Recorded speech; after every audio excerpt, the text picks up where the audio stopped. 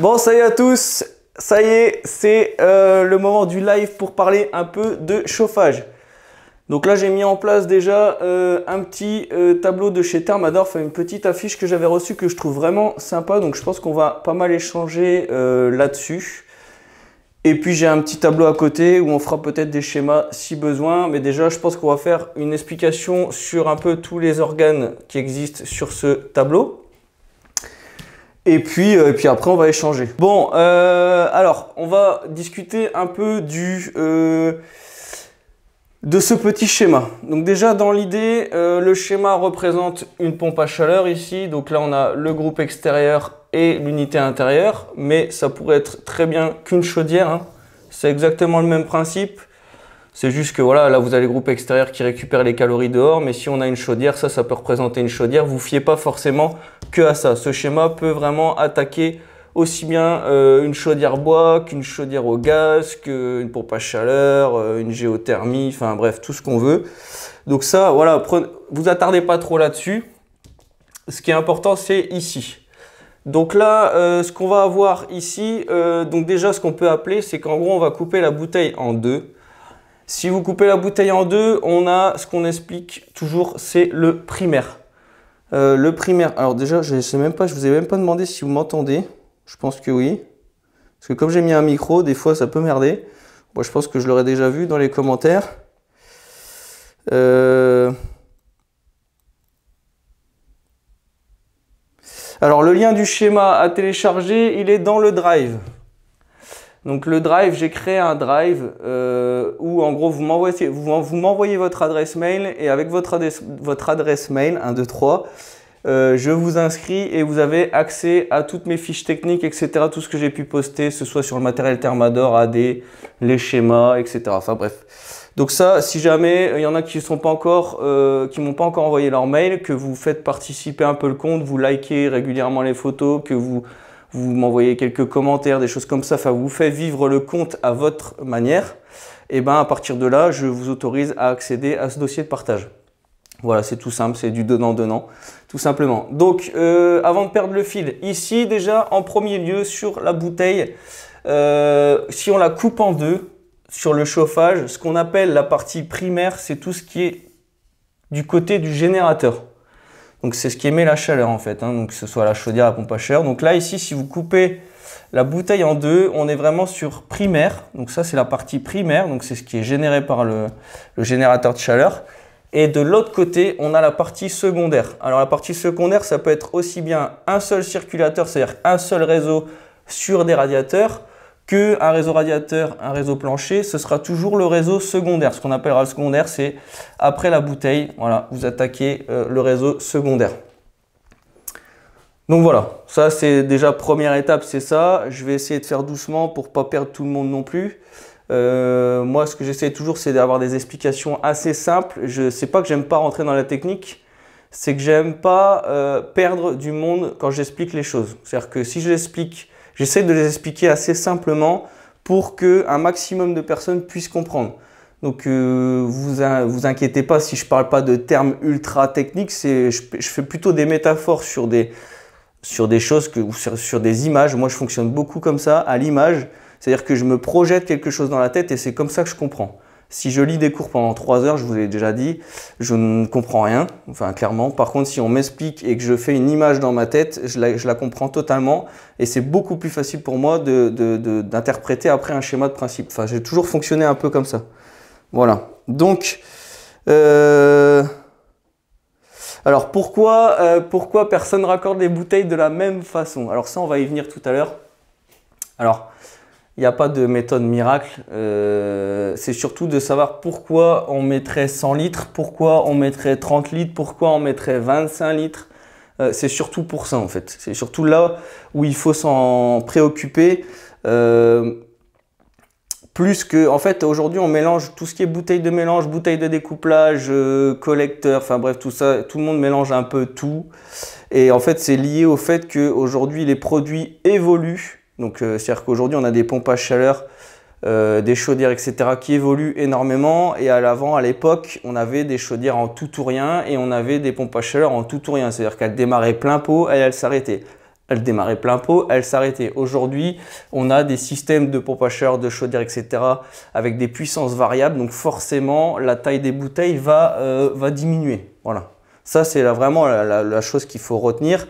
Après, votre bouteille peut vous servir aussi bien de découplage que de séparation hydraulique. Et enfin bref, on va pas attaquer ça là-dessus tout de suite. Je vais surtout attaquer les organes et après, on échangera là-dessus. Parce que sinon, on va perdre tout le monde. Je préfère qu'on parle des organes, que tout le monde comprenne un peu le fonctionnement d'une installation de chauffage. Et après, on rentrera un peu plus dans la technique si besoin, où on fera un autre live. Parce que je pense que carrément la bouteille, là, ici, là, ça peut être carrément un live parce qu'il y aurait des polémiques de dingue là-dessus. Donc voilà, on va déjà attaquer tout ce qui est organes, si ça vous intéresse. Voilà, vous me le dites. Je lis en même temps les commentaires. Ouais, de toute façon, ça va être la bouteille. Hein. Je pense que vous avez énormément d'interrogations sur la bouteille. Ouais, je pense que c'est la bouteille. Donc, je vais un peu vous expliquer les différents organes qu'on a sur les installations de chauffage. Et puis après, on polémiquera un petit peu plus sur la bouteille si vous voulez. Voilà, on va faire comme ça. Et surtout, ceux qui voient des questions passer, qui s'y connaissent, n'hésitez pas à interagir, c'est super important. Donc voilà, en même temps, je suis en train de filmer avec la caméra qui filme tout en même temps, que je vais certainement remettre sur YouTube pour avoir une qualité un peu meilleure et un son un peu meilleur. Donc si jamais il y en a qui ne l'auront pas vu ou qui se partent entre temps, ce sera disponible sur Instagram et normalement, si tout va bien, ce sera disponible sur YouTube si la caméra ne fait pas de caprice. Voilà. Donc, on va attaquer en premier lieu sur qu'est-ce qu'on positionne, qu'est-ce qu'on met. Bon, alors là, on est sur une pompe à chaleur, donc il y a des choses à mettre encore en plus. Mais que ce soit, on va déjà parler, que ce soit une chaudière ou une pompe à chaleur, une chaudière fuel ou quoi que ce soit, le dégazeur, il est toujours très important. Donc lui, le dégazeur, il va vraiment récupérer tout ce qui est micro-bulles d'air. Donc on a ici un purgeur qui lui est là en haut de bouteille. Ça veut dire que quand l'eau va rentrer ici, entre guillemets, la pression, le débit se casse. Et donc les micro-bulles d'air vont remonter ici et vont s'auto-purger directement. Donc déjà sur une installation, quand vous avez une bouteille avec un bon purgeur, vous n'êtes pas forcément obligé de vous mettre un dégazeur. Voilà. Alors quand les deux sont possibles, après c'est des questions de coût aussi, hein, on va être clair là-dessus. Maintenant, si vous avez un choix à faire, voilà, mettez soit celui-là, sur la bouteille, dans tous les cas il en faudra un. Donc si vous avez un sur la bouteille que vous n'avez pas financièrement la possibilité de remettre un dégazeur, c'est pas ultra grave. Voilà. À partir du moment où vous avez un dégazeur en haut de bouteille, c'est très bien, mais vous pouvez aussi en remettre un ici. Donc lui, souvent les dégazeurs ici, souvent ça fonctionne dans un peu comme dans la bouteille. Ça veut dire que ici vous allez casser le débit, ce qui va faire que les micro-bulles d'air vont pouvoir monter directement dans le purgeur et s'auto-purger. Donc souvent, alors après vous avez des dégazeurs où l'eau de chauffage passe intégralement dans le dégazeur et ressort. Et il y a des dégazeurs qui font passer une partie du débit pour justement pas avoir de perte de charge. Donc perte de charge, c'est quand l'eau a du frottement, c'est-à-dire que l'eau, elle frotte sur des tuyaux, dans un coude. C'est comme quand vous appuyez sur votre tuyau d'arrosage. Soit vous l'avez ouvert à fond et l'eau passe nickel. Si vous appuyez avec votre pouce au bout du tuyau d'arrosage, vous créez une perte de charge et donc vous augmentez la pression. Donc, d'où l'intérêt d'avoir des dégazeurs qui prennent qu'une partie du fluide pour pouvoir dégazer au fur et à mesure l'installation. De toute façon, le dégazeur ne va pas dégazer toute l'installation en 1 heure. C'est vraiment un dispositif qui se met ici ou ici, qui sur le long terme va réussir à vraiment dégazer et à enlever toutes les micro-bulles d'air. Tout ce qui est grosse bulle d'air se fait à la mise en service, c'est-à-dire que quand vous faites votre remplissage, eh ben, faut le faire correctement pour pouvoir enlever un maximum d'air, mais vous aurez toujours des micro-bulles d'air. Quand vous remettez un peu d'eau dans l'installation, vous avez aussi des petites bulles d'air. Donc, d'où l'intérêt d'avoir un dégazeur. Parce que si votre eau n'est pas oxygénée, bah, vous n'allez pas favoriser le développement d'algues à l'intérieur. Enfin, plein de choses. L'oxygénation peut engendrer de la corrosion sur les radiateurs, etc. Donc d'où l'intérêt vraiment d'enlever la totalité de l'air dans l'installation. C'est hyper important. On le néglige souvent. Moi, le premier, je l'ai négligé pendant longtemps. Et aujourd'hui, je remédie un peu à tout ça. Et c'est vrai que c'est hyper important d'avoir un dégazeur. Alors certes, quand tu vas être chez ton client, bah, tu vas peut-être devoir te déplacer une deuxième fois parce que le purgeur va tellement faire son boulot que bah, ta pression elle va chuter, et que si ton client n'a pas forcément l'habitude, ou que c'est des gens qui, par exemple des vieilles personnes par exemple, quand ils vont voir la pression descendre, ils vont paniquer un petit peu, ils vont t'appeler, tu vas devoir passer, remettre un coup. Mais c'est un déplacement qui demain te rendra des services et t'évitera d'autres problèmes. Donc voilà, ça il faut le savoir. Maintenant, bien expliquer au client où se trouve le remplissage, quelle pression ils doivent mettre, ne pas le laisser ouvert. Mais dans tous les cas, le dégazeur est vraiment important, qu'il soit ici ou ici. Dans tous les cas, si tu as une bouteille, privilégie minimum celui-ci, ça c'est obligatoire. Et celui-ci, c'est vraiment de l'option. Et sur une installation sans bouteille, je vous le préconise très clairement de le mettre. Maintenant, je ne le mets pas toujours non plus parce que ben, voilà, il y a des questions de coût à un moment donné. Mais très clairement, c'est hyper bien de mettre ça sur une installation. Voilà. Donc,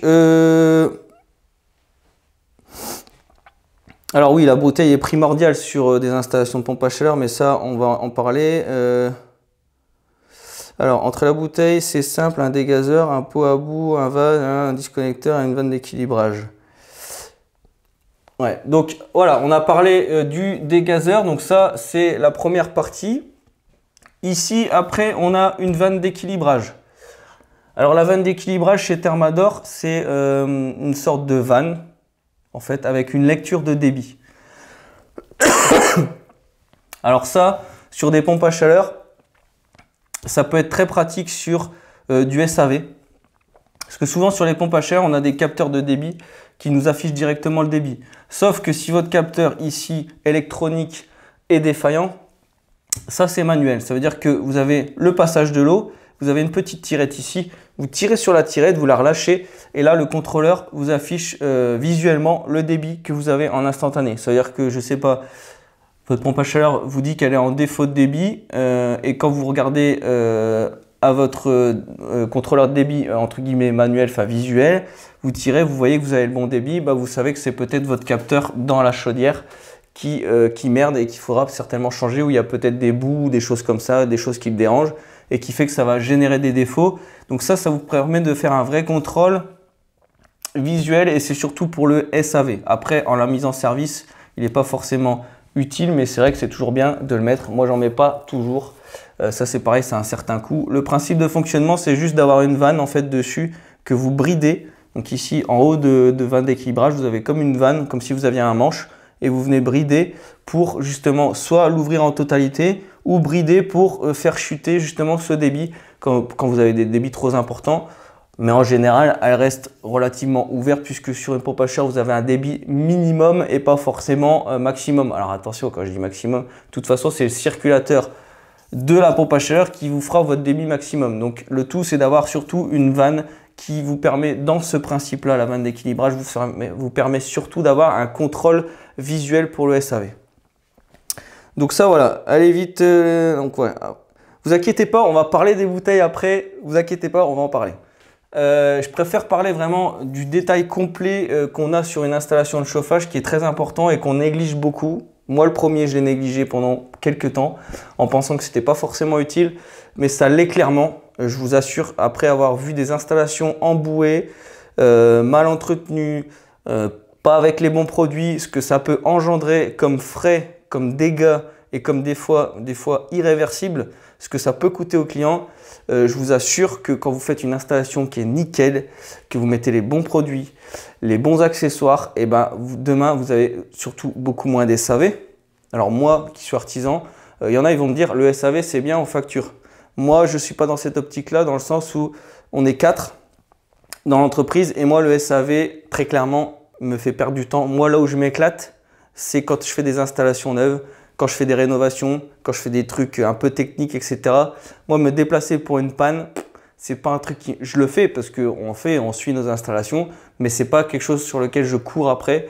Moi, je préfère m'éclater sur les installations et avoir des installations qui tournent, des clients contents. des clients qui parlent, qui disent à d'autres clients, moi ça fait 10 ans que ma chaudière elle tourne, on l'entretient tous les ans, on n'a jamais de soucis. Après, tu n'es jamais à l'abri d'avoir une petite merde, mais tous ces appareils-là permettent un bon fonctionnement idéal de l'installation de chauffage. Voilà. Et les produits en font partie. Les produits, les inhibiteurs, les biocides qu'on peut intégrer dans les planchers chauffants, etc. C'est super important, franchement, je vous assure. C'est hyper important. Voilà. Mais ça, on fera certainement un live aussi avec AD qui en parlera beaucoup mieux que moi et qui sait très bien l'expliquer simplement parce que moi, je l'ai très bien compris. Et donc, on fera un live aussi là-dessus. Vous inquiétez pas. Donc, alors, sur l'installation, on a parlé de la vanne d'équilibrage, du dégazeur. Maintenant, sur une installation de chauffage aussi, j'ai les deux. Ça, tu vois ici, moi, là, ici, le pot à bout, je le mets pas là, je le mets là. Pourquoi? Parce que, en fait, moi, quand je fais une pompe à chaleur ou une chaudière, ou peu importe, je mets mon pot à bout ici. Sur l'installation de retour de plancher chauffant et radiateur, je le mets ici, en trait de bouteille. Donc lui, je le prends là, je le mets là. Par contre, ce que je mets ici en plus, et ce qu'il y a sur cette installation-là, chez Thermador, ils font ce principe-là, c'est qu'on a un pot à bout ici et un filtre à tamis ici en même temps. Voilà. Donc ça, c'est un truc double service. Ça sort, je ne l'ai jamais utilisé, hein. Je m'en suis jamais servi. Je ne suis pas spécialement fan des pots à bout de chez Thermador. Je ne dis pas qu'ils ne sont pas bien. C'est juste que je préfère travailler avec AD au niveau des pots à bout. Donc voilà, je suis totalement franc avec vous, hein.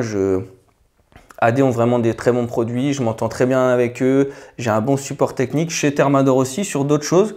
Mais en toute honnêteté, voilà, le pot à bout, moi, de chez Thermador, je préfère mettre un pot à bout de chez AD. Voilà.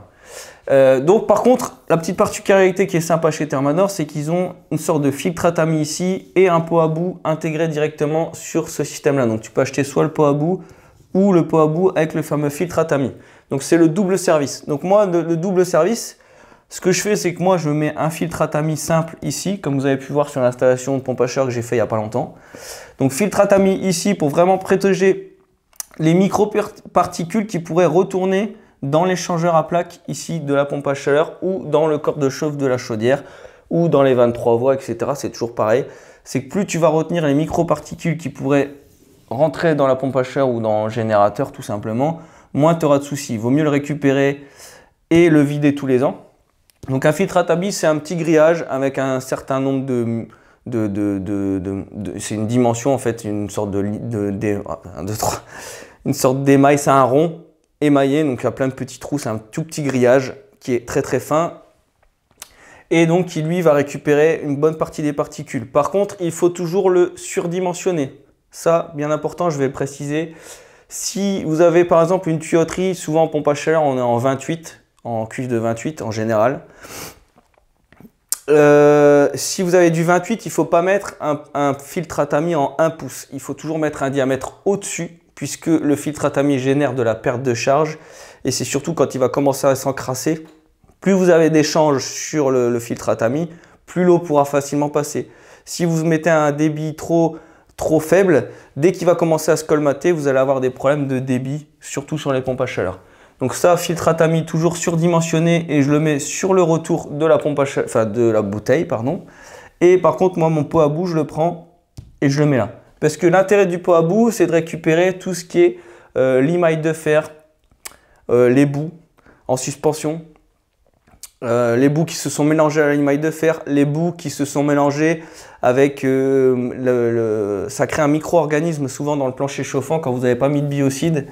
Et donc en fait ce micro-organisme crée comme une toile d'araignée et cette toile d'araignée va récupérer, enfin va s'accrocher au bout et toutes ces bouts là, je préfère les récupérer ici plutôt que d'aller les mettre dans ma bouteille ou au risque de pouvoir traverser. En fait le fait de se mettre avant la bouteille, déjà de une, je m'affranchis d'un problème, c'est-à-dire que je collecte déjà avant de rentrer dans ma bouteille. Donc déjà j'aurai une décantation qui sera moins importante parce que la bouteille ne fait pas office de pot à bout. Ça, j'en ai régulièrement parlé. J'ai eu beaucoup de questions là-dessus. La bouteille n'est pas un pot à bout, n'est pas une bouteille de décantation. Ça va, ok, ça va décanter, C'est un peu comme le dégazeur, c'est-à-dire que ici vous avez des débits en entrée et en sortie, et quand le débit arrive ici, ça vous casse le débit en fait. Le fait d'avoir une bouteille vous casse le débit et donc vous permet d'avoir les microbulles d'air qui vont monter et les fluides qui vont se décanter en bas.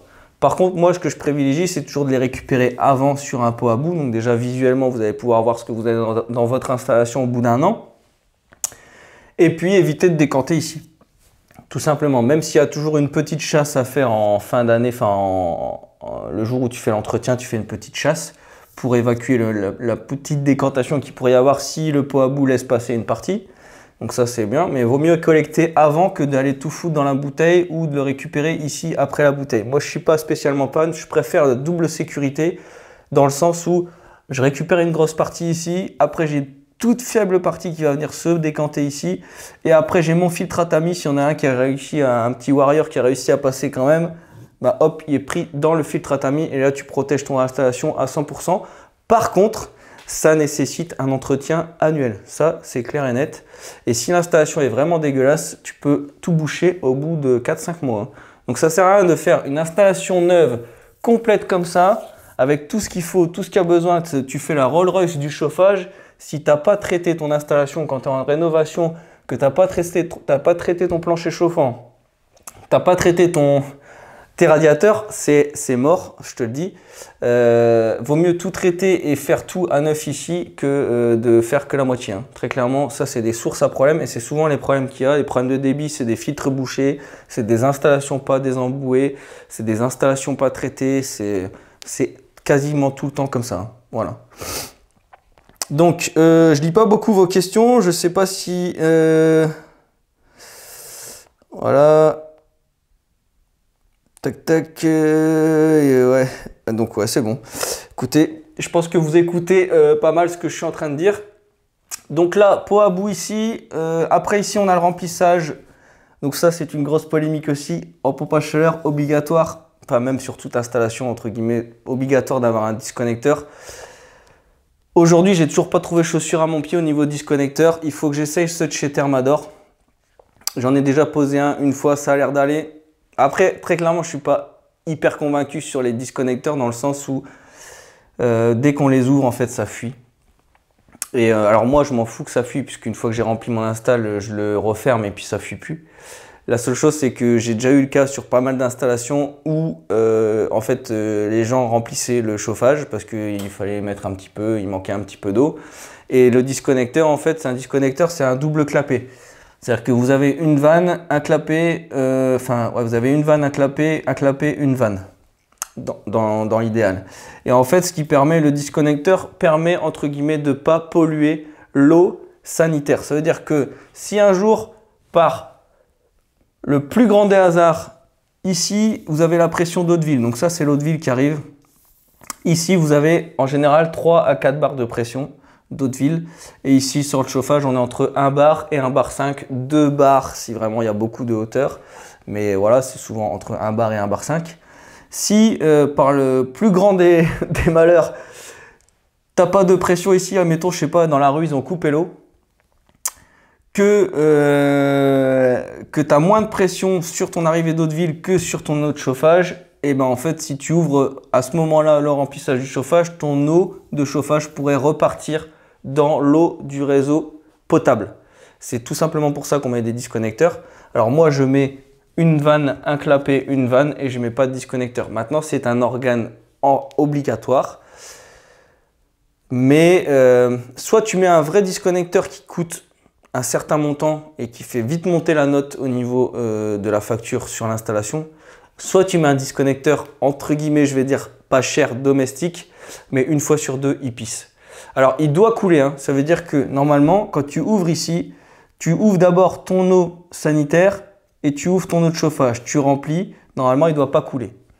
Et quand tu as fini de remplir, tu fermes ton chauffage et tu fermes ton eau sanitaire. De mémoire, c'est ça. C'est ça. Ouais, attends. Tu ouvres ton eau sanitaire, parce que je ne le fais pas souvent, sur des discos. Mais il y a une logique dans le sens où, en fait, d'ouverture et de fermeture. Il y a une logique là-dessus. qui est très importante pour éviter déjà que ça coule et de bloquer tes clapets. Mais dans l'idée, en fait, si tu veux, le disconnecteur, c'est qu'une fois que les deux vannes sont fermées, il auto-vidange ce qui reste entre les deux vannes. Donc voilà, il auto-vidange et qui permet qu'il évite aucune pollution de l'eau. C'est-à-dire que même si demain tu rouvres, il n'y aura pas d'eau de chauffage qui pourra repartir dans l'eau sanitaire. C'est tout simplement à ça que ça sert un disconnecteur.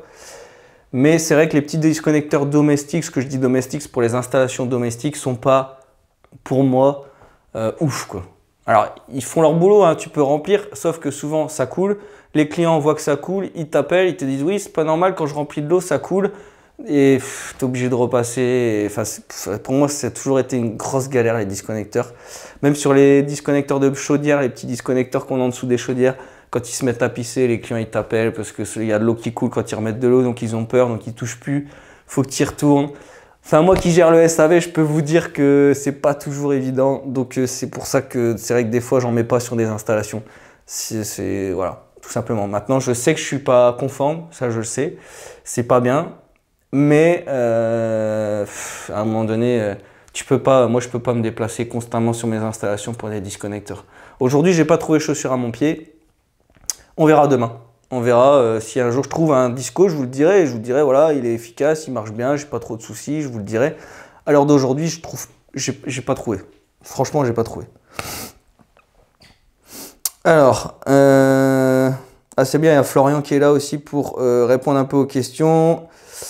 Tu t'es renseigné des débitmètres comme on parlait l'autre jour sur l'obligation d'en poser. Il n'y a pas d'obligation de... Je ne pense pas, Florian il va peut-être le dire, je me suis jamais... Je ne pense pas qu'il y ait d'obligation à intégrer un débitmètre puisque on en a un en interne électronique dans la pompe à chaleur. Donc à partir du moment où tu as un débitmètre électronique, pour moi il n'y a pas d'obligation puisqu'il est présent.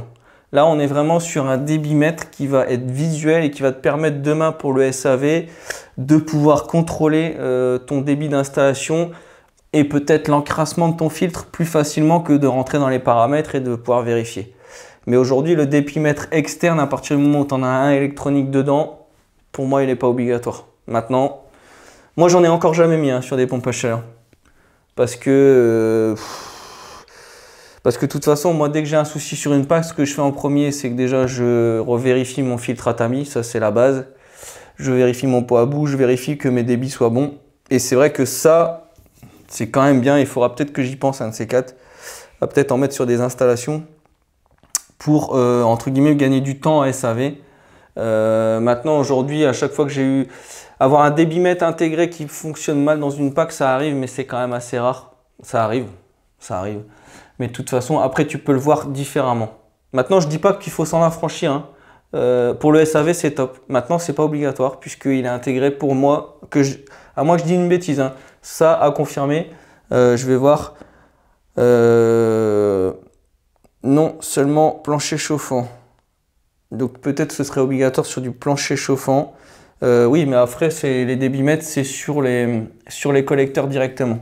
Ça, c'est là. Mais ça, ici, c'est vraiment un petit plus pour le SAV qui peut être très bien, qui peut aussi te servir de vanne de barrage si tu veux. Ça t'affranchit, voilà. Après, mais ça, c'est toujours pareil. Pour moi, la vanne d'équilibrage doit aussi être un diamètre au-dessus de la section de tube. Si tu es sur du 28, il faudra passer sur du 1 pouce 1 quart et pas du 1 pouce. Un peu pareil que le filtre à tamis. Voilà. Qu'est-ce qu'on a d'autre? En tout cas, merci Florian de répondre aux questions. Après, il y en a certainement d'autres qui répondent, mais je ne vois pas tout, parce que si je passe mon temps... Le débitmètre interne n'est pas accepté par la marque. J'étais en formation chez Hitachi, le débitmètre interne n'est pas accepté par la marque. Bah ouais, sauf que... Ouais, faut voir, je sais pas. Je sais pas, en tout cas moi j'ai déjà eu des contrôles Calipac, j'ai jamais mis de débitmètre sur mon installation et j'ai jamais eu de contre-indication à le mettre. À partir du moment où tu as un contrôle de débit sur ta pompe à chaleur, pour moi il y a zéro obligation. Là c'est du plus. Voilà. Après, Là, je m'avance pas trop parce que mais je ferai mes recherches, je regarderai, mais pour moi, il n'y a pas d'obligation à en mettre un à partir du moment où tu en as un dans la pompe à chaleur. Bon, j'arrête de me répéter parce que là, ça fait 3 fois que je le dis. Donc voilà, après, donc là, on a parlé du disconnecteur. S'il y en a qui me regardent et qui me trouvent qui ont des disconnecteurs qui fonctionnent mieux que d'autres, je suis vraiment preneur parce que je vais bientôt essayer celui de chez Thermador là, sur une installation de pompe à chaleur. Je vais essayer celui de chez Thermador, je vais voir ce que ça donne. Et puis je vous ferai un retour là-dessus parce que là vraiment franchement je trouve pas chaussure à mon pied. Si tu as un contrôle Calipac aujourd'hui, il demande un débitmètre sur le départ plancher. D'accord, mais seulement sur les départs planchers. Mais si tu as des débitmètres sur ton collecteur, c'est le même principe pour moi. Un débitmètre qui soit sur la totalité de ton retour ou sur tes planchers chauffants. À partir du moment où tu as un contrôle des débits, pour moi, c'est bon. Après, tu vois, c'est ça qui est bien dans les lives, c'est que voilà, on peut discuter justement. Non, mais seulement sur les départs. Si tu as un contrôle Calipac, on demande un demi-mètre sur les départs planchers. Non, c'est pas validé. Ouais, tu vois. Ouais, à voir.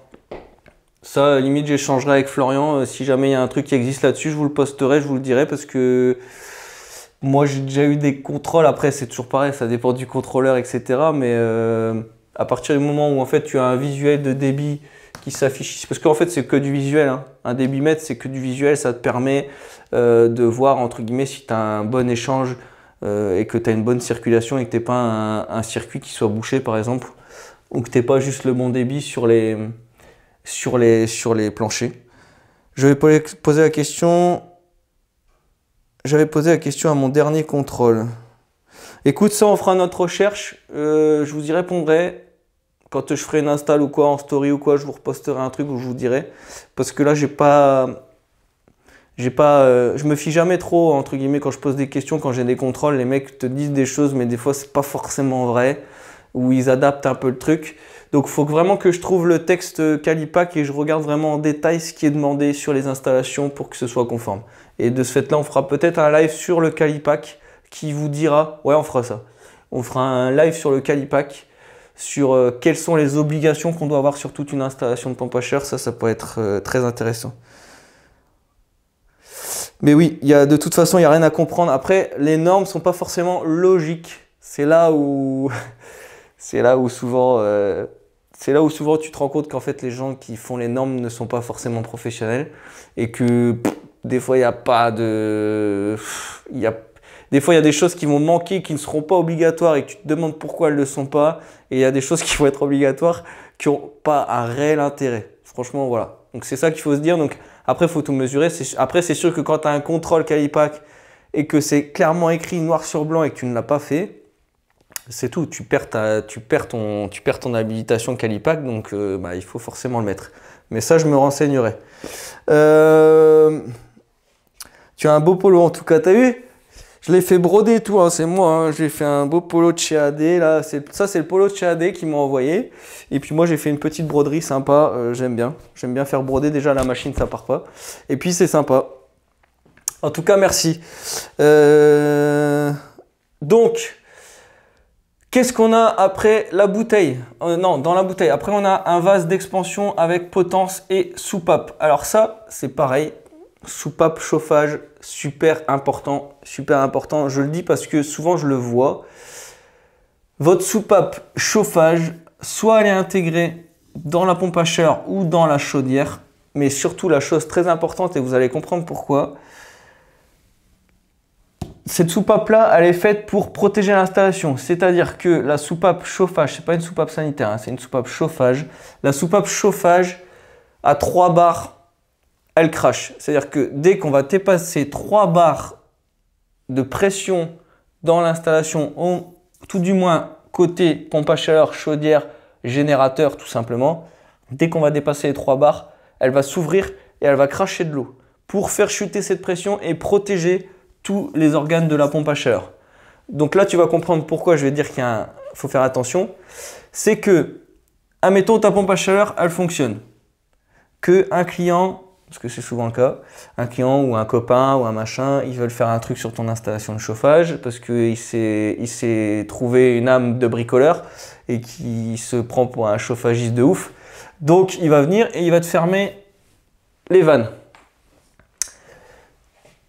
Admettons, tu as une grosse demande au niveau de ta pompe à chaleur et quand tu as fermé les vannes, eh ben, ton vase d'expansion il est plus en forme ou bref, ta chaudière monte en température, la pression monte. Si ta soupape ici, elle est prise après tes vannes, admettons tu mets ta soupape ici, tu dis bah tiens c'est bien, j'ai un piquage sur ma bouteille, je vais mettre ma soupape là. Sauf que si tu as fermé la vanne là et la vanne là, et bah toute cette partie là, elle monte au-dessus de 3 bars et ça pète. Voilà, donc là, la soupape chauffage, je dis pas, il y a des fois, t'as pas le choix. Je fais du chantier, hein, donc je vous dis, je sais, des fois, on n'a pas le choix. C'est comme ça, il y a des chantiers en rénovation, des trucs. Si tu dois aller foutre ta soupape au cul de la chaudière, machin, t'es obligé de faire des modifs de ouf. Tu le fais pas. Ça m'est déjà arrivé, rarement, mais ça m'est déjà arrivé. Mais essaye que ta soupape, il faut toujours regarder que votre soupape chauffage qui est là, soit toujours avant les vannes. C'est-à-dire que même pompe à chaleur fermée, c'est-à-dire que même si tu as des vannes, admettons tu aurais des vannes ici, il faut que ta soupape elle soit avant tes vannes. C'est-à-dire que si ta pompe à chaleur monte en pression, quoi qu'il se passe, elle sera protégée de la pression et elle ne montera pas en pression. La tuyauterie, elle va supporter 10 bars de pression. Sans problème. Parce que la tuyauterie, voilà, sur des réseaux de chauffage, d'eau chaude, enfin sur des réseaux d'eau chaude, par exemple, la pression monte facilement à 7-8 bars. Ça tient, ton ballon il tient. Par contre, ici, tout ce qui est organe avec des joints toriques, des choses comme ça, des échangeurs à plaques, tout ça, ça ne tiendra pas à 10 bars. Et c'est ça qu'on protégera. Donc à 3 bars, ça crache. Et donc, sois toujours vigilant que ta soupape de sécurité de chauffage soit toujours avant les vannes de coupure de ton générateur. Que ce soit une chaudière bois c'est encore pire. Hein. Parce qu'une chaudière bois, quand elle est partie, elle est partie. Hein. Donc si tu n'as rien qui la protège, je peux te jurer que ça peut faire des gros dégâts. Sur les nouvelles pompes à chaleur, etc., elle va monter en température, elle va s'arrêter. Il ne va pas se passer grand chose, à moins que tu aies un défaut sur une carte ou quoi, mais sinon. Mais c'est toujours là pour protéger le jour où il y a tout qui est là pour que ça pète. Tu vois, ça doit jamais arriver, mais ce jour-là, tu vas pas mettre ta soupape au bon endroit, ça va péter. La vie, c'est comme ça. Voilà. On te dit toujours ça n'arrive jamais, mais quand tu le fais pas, ça t'arrive. Donc soyez hyper vigilant et protégez votre machine parce que demain vous avez une machine qui pète, votre soupape n'est pas au bon endroit. Elle a 1 an, 2 ans, le fabricant va vous dire bah oui, mais monsieur, votre soupape elle n'est pas au bon endroit, donc vous n'avez pas protégé la pompe à chaleur, la chaudière. Donc c'est mort, ça ne marche pas. Donc soyez vigilant à ça. Et après, vase d'expansion. Vase d'expansion, il est là pour compenser la dilatation du chauffage. Donc, dans une cocotte minute, c'est pareil, vous mettez de l'eau, vous mettez un couvercle au-dessus. Si vous n'avez pas à un moment donné une soupape qui crache, donc le petit sifflement qu'on entend sur la cocotte minute, c'est lui qui va faire qu'en gros, la pression ne va pas monter trop fort. Bah là, lui, il est fermé, un peu comme une cocotte minute. On a la petite soupape qui crache comme la cocotte minute quand il y a trop de pression. Et lui ici, c'est comme un ballon de baudruche gonflé avec de l'azote. Donc le ballon, il prend tout l'espace le ballon à l'intérieur du vase d'expansion prend tout l'espace. C'est comme si, là, on va dire que ça, c'est un vase d'expansion. Ce sera plus facile que je vous montre par ici. Imaginez qu'un vase d'expansion, dedans, on est gonflé un gros ballon à l'intérieur avec de l'azote. Donc vous avez un gros ballon de baudruche qui est gonflé avec de l'azote dedans. Quand votre réseau va monter en pression, en fait, par exemple, votre ballon ici, il est gonflé à 1 bar d'azote. Tant que vous n'aurez pas 1 bar d'azote, 1 bar de pression dans votre chauffage, le ballon va prendre tout l'espace du ballon, enfin du vase d'expansion. À partir du moment où vous allez dépasser les 1 bar de pression, l'eau va pousser le ballon puisque l'eau aura plus de pression que l'azote et donc l'eau va pousser le ballon. Donc le ballon ici va se comprimer, mais ce qui va permettre de garder toujours la même pression. C'est-à-dire que vous allez compenser la dilatation en écrasant, en récupérant de l'espace dans ce ballon. Le fait que le ballon de baudruche s'écrase, vous récupérez de l'espace ici, donc votre eau rentre à l'intérieur. Et donc forcément, votre pression ne bouge pas, elle reste bonne, elle reste statique. Dès que vous allez avoir moins de chaleur, moins de dilatation, votre pression sera moins importante, le ballon va reprendre sa place initiale. ou peut-être qu'il va reprendre en partie sa place initiale. Et donc, c'est ce qui fait que ça compense la dilatation. Le ballon s'écrase, s'expanse, etc.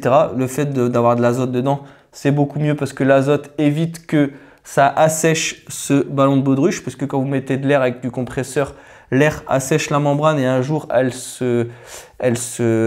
s'assèche et puis elle craque et puis après l'azote s'en va et puis il n'y a plus de phénomène de dilatation, donc forcément votre pression monte et descend constamment et vous avez soit la soupape qui déclenche ou vous mettez de la pression et puis une demi-heure après elle est redescendue ou elle est remontée. Donc quand vous avez votre pression qui monte et qui descend constamment, c'est généralement que votre vase ici, en gros il a plus, soit la membrane elle est morte, soit il n'y a plus d'azote dedans. Donc c'est toujours super important à chaque entretien de vérifier la pression d'azote. Mais le vase d'expansion, c'est vraiment ça, c'est un ballon de baudruche gonflé à l'azote et qui va s'écraser ou se revenir en fonction de la dilatation de l'eau. Parce que l'eau, quand elle chauffe, elle prend de la place. Du fait qu'elle prenne de la place, c'est soit elle monte en pression, c'est-à-dire que une fois que vous avez une cocotte minute fermée et que vous chauffez, l'eau, quand elle gonfle, quand elle chauffe, elle prend de la place. Le volume augmente. Donc, soit vous avez une pression qui monte, ou soit vous lui autorisez d'aller prendre de la place dans un vase où il y a un ballon avec de l'azote dedans. Et donc, grâce à ça, en fait, vous allez toujours avoir une pression statique, c'est-à-dire une pression qui reste la même, 1 bar 2, 1 bar 3. Et en fonction de la température de l'eau et de l'expansion de l'eau, l'eau prendra plus ou moins de place dans votre vase d'expansion. Voilà. J'espère avoir été clair parce que c'est pas que c'est dur à expliquer, mais c'est pas forcément évident. Donc c'est pour ça que j'image un petit peu pour que ce soit plus facile pour tout le monde.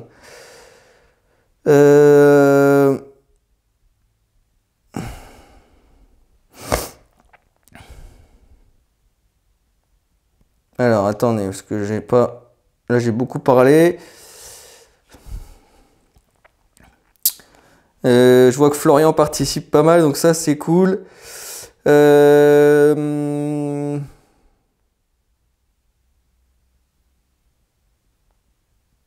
Tac, ok. Ça marche. Alors là on a parlé de tout ça. Donc ça c'est bon, on a tout parlé. On a aussi, oui, super important. Encore, il y a encore peu de temps je le faisais pas et c'est vrai que c'est pas bien et ça paraît tellement logique, mais quand on me l'a expliqué, ça m'a paru logique, mais je l'ai pas forcément pensé toujours. Pourquoi je suis malade? Enfin, je suis pas malade, mais je tousse et tout, quoi. Pourquoi on met un purgeur sur une potence et pourquoi souvent sur les potences équipées, on a un purgeur?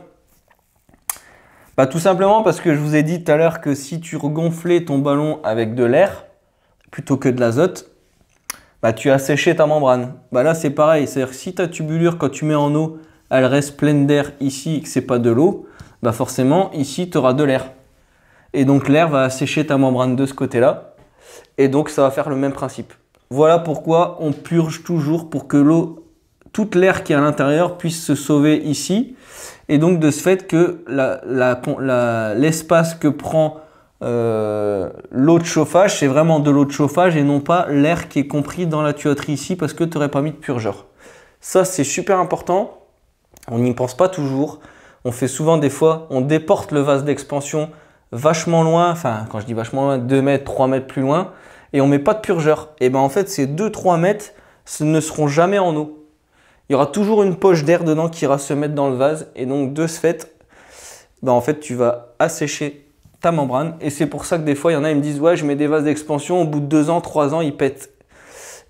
Faut pas chercher. Soit c'est un vase qui est pas ouf, c'est-à-dire que c'est pas une marque de dingue.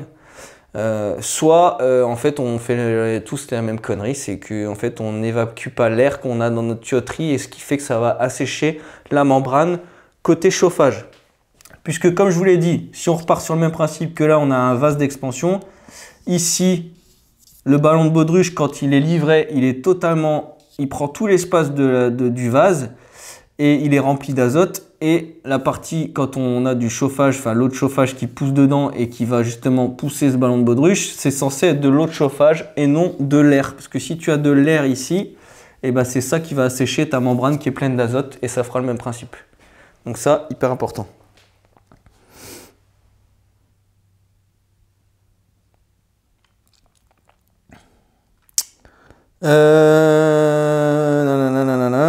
Je sais plus. Alors, donc là, ça y est, maintenant, on a parlé de tout ce qu'il y avait à mettre dans la partie primaire du chauffage. Donc ça, tous les organes qui sont potentiellement utiles sur les installations de chauffage, qui sont importantes, que ce soit en... Alors après, en pompage-chaleur, tu as des obligations, tu as des choses à plus en mettre, mais des choses en plus à mettre. Mais que ce soit sur une chaudière fuel, sur une chaudière bois, c'est quasi toujours pareil. Si tu fais ça, tu feras pas mal. Par contre, si tu mets rien, là, ça va pas fonctionner pareil, quoi. Ça va être un peu plus la galère. Enfin, en tout cas, dans le temps. Au début, ça fonctionne toujours bien. Tout fonctionne très bien, hein. C'est comme une bagnole, hein. Quand tu l'achètes, elle fonctionne bien, il y a tout ce qu'il faut dedans. Sauf que si tu fais pas la vidange à 15 000, 20 000 ou 30 000, bref, ce qui est préconisé, que tu vas jusqu'à 100 000 sans faire la vidange, ça pète. Bah, là, c'est pareil. Il faut faire ce qu'il faut faire les entretiens, il faut traiter l'installation, il faut, tu vois, dans le liquide de refroidissement d'une voiture, on met pas de l'eau. Parce qu'on sait bien que l'eau toute seule, ça fout la merde. Donc on met un liquide de refroidissement avec du glycol. Alors c'est sûr, ça peut geler, tu vas me dire c'est parce que ça peut geler, mais il n'y a pas que ça. C'est parce que l'eau seule, non traitée, chauffée, engendre d'autres incidents, d'autres choses, d'autres complications en fait, entre guillemets. Donc c'est pour ça que l'eau est traitée. On ne la traite pas par le plaisir, on ne vend pas du produit pour vendre du produit. On vend du produit pour que l'eau reste stable et qu'elle ne bouge pas dans le temps. Et justement, elle ne crée pas ce phénomène de boue, d'embouage, de corrosion, de plein de choses. Voilà, c'est tout simplement pour ça qu'on met du produit. C'est voilà. Alors, on est OK là-dessus. Donc, là, on est sur le secondaire. Alors, ce que je n'ai pas dit ici, c'est que sur les bouteilles d'un certain volume, donc genre par exemple les 100 litres, il me semble, chez Thermador, tu as la possibilité de mettre un appoint électrique. Maintenant, ils sont souvent intégrés au pompe à chaleur, donc souvent on les met plus. Mais voilà, chose à savoir, c'est que si tu as une chaudière gaz demain, que tu veux sécuriser ton client parce que ton client n'arrête pas de te dire que ouais, comment on fait si j'ai plus de gaz ou si ma chaudière tombe en panne, tu as toujours la possibilité sur des gros volumes tampons de mettre une résistance électrique directement dans la bouteille qui va chauffer. Alors attention, hein, tu ne vas pas sortir de l'eau à 70 degrés, hein, ça c'est clair et net. Mais ça te permettra de faire un certain appoint et si tu es sur du plancher chauffant, ça suffira largement pour chauffer ton plancher chauffant. Tu mettras un peu de temps, tu vas bouffer un peu d'électricité, mais ça peut te sauver la mise dans certains cas quand tu ne sais pas intégrer dans ta pompe à chaleur ou autre générateur. Alors après, on attaque le réseau secondaire. Donc ce qu'on appelle secondaire, c'est tout ce qui va être après la bouteille, hein. Donc tu coupes la bouteille en deux, on est sur du primaire et du secondaire. Le secondaire, qu'est-ce qu'on attaque? Eh ben, en fait, ici, tu peux avoir deux choses. Soit de là, tu peux attaquer que des radiateurs. Donc tu auras une température de départ, je sais pas moi. Si tu as des radiateurs basse température, on va dire, ou on va partir sur des radiateurs normaux. Tu pars sur le principe que tu n'as pas de pompe à chaleur, tu as une chaudière fuel, machin. Tes radiateurs, tu es obligé d'envoyer 70 dedans. Bah, ta bouteille va être à 70. Tu vas envoyer direct dans tes radiateurs, tu n'as pas de plancher chauffant. Tout fonctionne. Limite, tu n'aurais même pas besoin de ça. Tu peux raccorder les deux départ-retour radiateur directement sur ta bouteille sans mettre tout ce système-là complet. Tu mets juste un circulateur. C'est un départ, ce qu'on appelle un départ direct. Donc, il n'y a pas de vanne mélangeuse, il n'y a pas de mélange. Tu envoies la température que tu as dans ta bouteille. Donc, si ta bouteille est à 50, 60, 70, tu enverras 70 dans tes radiateurs, 50. En fonction de la température que tu auras dans ta bouteille, tu l'enverras dans tes radiateurs. Donc, ça, c'est la première étape. Si tu as du plancher chauffant, c'est le même principe. Tu n'as pas de radiateur, tu connectes un départ direct, admettons. Je te parle, attention, hein, écoute bien ce que je vais te dire, c'est que je te dis que tu n'as qu'un plancher chauffant. Tu n'as pas de radiateur, tu n'as pas d'autre température à gérer. Si tu sais que tu as qu'un plancher chauffant à gérer, tu n'es pas obligé de mettre de vanne de mélange. C'est-à-dire que tu n'es pas obligé de mitiger puisque tu vas prendre la température que tu as réglée ici en fonction de ton plancher chauffant. Donc en fait, c'est une loi d'eau. Donc la loi d'eau, j'ai un truc sur Instagram. Si vous ne savez pas ce que c'est une loi d'eau, j'ai fait une story permanente en haut de mon compte. Il est marqué loi d'eau. Tu vas dessus et tu pourras voir ce que c'est une loi d'eau. Parce que je ne vais pas débriefer là-dessus, c'est pas le but aujourd'hui. On pourra faire des lives dessus, c'est pas un problème. Mais j'ai pas envie de me lancer là-dedans parce que sinon, après on va se perdre. Mais il y a une petite story permanente, tu cliques dessus, loi d'eau, je t'explique vraiment sur une notice de chaudière ce que c'est une loi d'eau et comment on la règle. Voilà. Donc ouais, si tu n'as qu'un plancher chauffant, c'est pareil, tu n'es pas obligé de mélanger. À partir du moment où tu as bien réglé ta température de départ dans ta bouteille pour ton plancher chauffant, tu peux partir en direct sur ton plancher chauffant, tu n'as pas besoin de mélanger. Ça m'est déjà arrivé de voir des installs où les gens ont remis une vanne mélangeuse. Tu peux le faire, mais il n'y a pas de réel intérêt à le faire, puisque si tu gères bien ta température de départ primaire, eh ben, ce sera la même dans ton plancher chauffant. Donc, pas besoin de mélanger. Après, plus dans le sens où quand tu as deux circuits,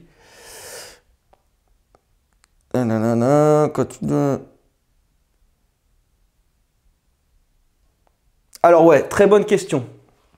Très bonne question. Si tu as deux planchers chauffants, admettons, on dit que celui-ci c'est le plancher chauffant étage et ici c'est le plancher chauffant rez-de-chaussée. Ça c'est une bonne question, c'est bien. Comment tu vas faire pour le gérer? Alors déjà tu détermines si tu veux exactement la même température en haut et en bas. Ce qui est rarement le cas. Souvent les chambres sont plus froides que le rez-de-chaussée. Donc, si tu as deux températures différentes, tu prends la température la plus chaude dans ta bouteille. Elle va partir dans le plancher chauffant avec un circulateur en départ direct, c'est-à-dire qu'il n'y aura pas de mélange. Lui, il va prendre la température la plus chaude pour le plancher chauffant le plus chaud et elle va l'envoyer direct dans le plancher chauffant du rez-de-chaussée. Et par contre, à l'inverse, celui d'étage, si en plus tu as mis un thermostat à l'étage, qui est encore mieux, mais tu n'es pas obligé, ou alors tu règles ta loi d'eau différente, et bien là, tu mets un départ mélangé. Un départ mélangé, pourquoi? Puisque justement, tu auras besoin de moins de température puisque tu vas moins chauffer à l'étage. Et donc là, tu mets un départ mélangé et un départ direct.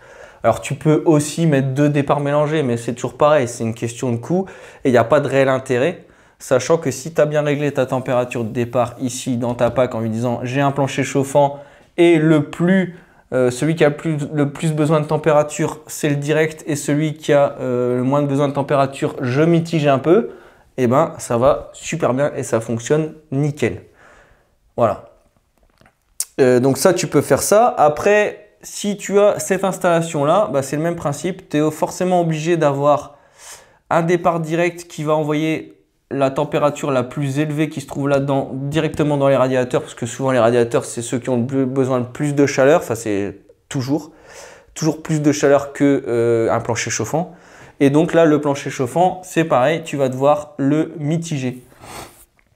Donc c'est à dire que tu vas devoir avoir une vanne mélangeuse ici qui va mitiger plus ou moins, qui va envoyer un peu de froid dans le chaud pour justement modifier cette température. Dans l'exemple, c'est de dire la température maxi des radiateurs, elle est de 60 degrés. Donc ça part à 60 degrés, ça va dans les radiateurs, ça revient.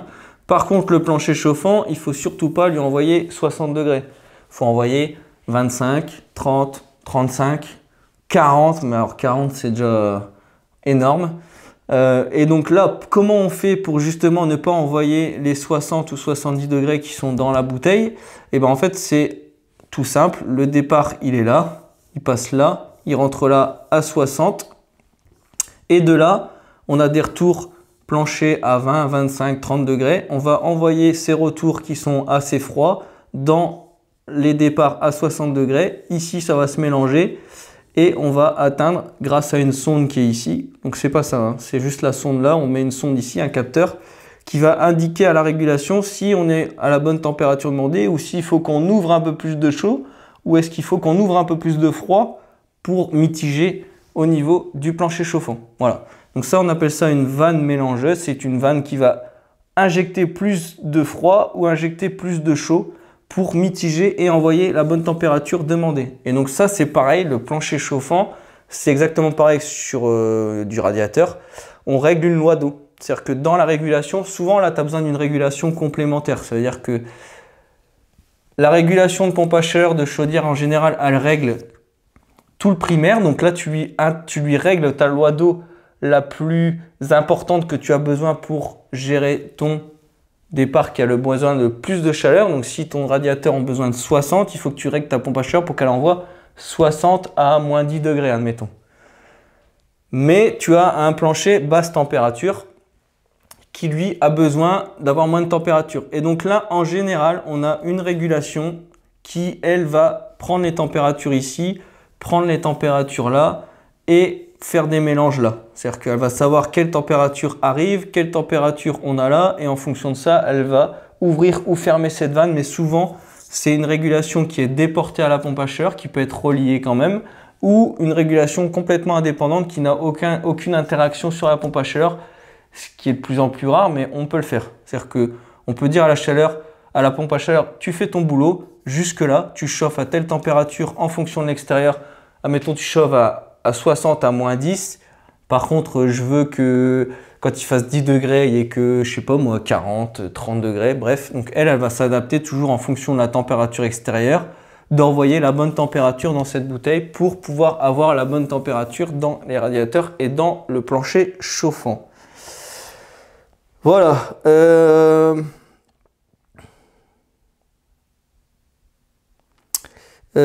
J'espère que j'ai répondu à pas mal de questions. Si on ne met pas de vanne mélangeuse, la température de consigne de l'organe de chauffe peut toujours être modulée via une sonde extérieure. Alors oui, c'est ce que je disais, c'est que en fait, ça va être en fonction de la loi d'eau. Mais si tu as besoin de deux températures différentes, il n'y a que la vanne mélangeuse qui peut le faire. C'est-à-dire que la 23 voies qui peut le faire. Là, tu n'as pas 36 solutions. Si tu as deux températures identiques à envoyer, on s'en fout. Tu envoies directement, tu ne mélanges pas, tu fais rien. Et tu règles ta loi d'eau. C'est-à-dire que tu dis à la chaudière, je vous dis, allez voir la loi d'eau, ceux qui ne comprennent pas ce que c'est une loi d'eau, c'est qu'en gros, on dit à la chaudière, à telle température, tu envoies tant de degrés. À telle température, tu envoies tant de degrés. C'est-à-dire qu'à 20 degrés, bah, tu envoies, je sais pas, je vais dire une connerie, 20 degrés. Quand il fait 10 degrés dehors, tu envoies 40. Et quand il fait 0, tu envoies 60 ou 50. Quand il fait moins 7, tu envoies 70. Voilà, c'est ça une loi d'eau. Et en fait, la chaudière ou la pompe à chaleur, elle a une modulation de puissance et elle envoie surtout une certaine température d'eau en fonction de la température extérieure. Et c'est comme ça qu'on peut gérer justement ce qu'on a besoin.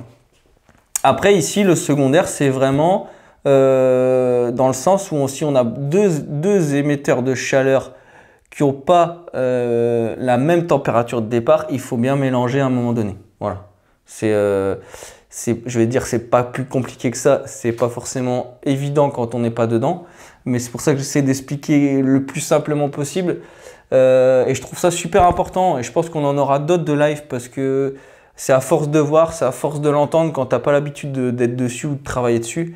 C'est à force de voir des choses. C'est pour ça en story, j'essaye de participer un maximum, vous montrer le maximum de choses. Je ne montre pas tout parce qu'à un moment donné, j'y arrive pas. Mais j'essaie vraiment de vous montrer le maximum pour que, à force de voir, à force de vous expliquer, ceux qui sont pas forcément du métier vont aussi bien l'entendre et le comprendre en fonction de l'image que je donne pour que ce soit clair dans votre tête et que moi je fonctionne comme ça de toute façon. Donc moi tu vois, tu me mets un schéma comme ça, c'est bon, je comprends. Par contre, tu me mets ça à l'écrit, je comprends rien du tout. Parce que moi j'ai besoin de voir. J'ai besoin de voir le bleu, le rouge, d'avoir des affichages de température. J'ai besoin de voir que par exemple le retour il revient plus froid que le départ. D'avoir des thermomètres aussi sur l'installation, c'est hyper important. C'est hyper important pour le SAV. Je vous dirais qu'il faudrait des thermomètres partout. La dernière pompe à chaleur que j'ai fait, j'ai mis 2 thermomètres là, j'ai mis 2 thermomètres là, j'ai mis des thermomètres sur le départ radiateur. Et en fait, ça te permet de voir clairement si ton installation elle fonctionne bien sans rentrer dans tous les paramètres de ta chaudière, puisque souvent, il ne t'affiche pas toutes les températures en un coup. Il faut que tu cliques pour aller voir chaque température. Et des fois, En fait, c'est juste de se rendre compte que tu as un bon delta T. Donc déjà que ton circulateur, il est bien réglé. Si ton circulateur il tourne trop vite, ton delta T ici, donc ton écart de température entre le départ et le retour, il sera différent.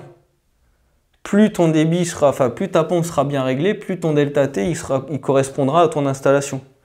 Donc j'ai souvent des questions dans le sens où il y en a, ils me disent oui, je ne sais jamais comment régler mon circulateur, est-ce que tu pourrais m'expliquer? Alors ça fera office d'un live parce que ça prendra du temps. Si vraiment vous voulez dimensionner clairement, faire toutes vos pertes de charge, les longueurs de tuyauterie, ce que vous attaquez comme émetteur, etc. Ça dépend en fait d'énormément de choses pour dimensionner vraiment, purement, savoir dimensionner et régler un circulateur en fonction de l'organigramme. Enfin, dans la notice, en fait, tu as un schéma, enfin, ça y est, je perds mes mots. En fait, tu as plusieurs vitesses. Tu as un schéma, je sais plus, je perds mes mots. Tu as un schéma, tu as un ABAC, voilà. Tu as un ABAC qui te dit à telle vitesse, tu peux faire autant de pertes de charge, autant de débit. Voilà, ainsi de suite. Mais pour ça, il faut tout calculer. Et j'ai beaucoup la question dans le sens où il y en a qui me disent je sais jamais régler mes circulateurs, je le mets toujours comme je pense à 2 ou 3 et je me barre. Je vais vous donner une petite technique. Vous la prenez pas.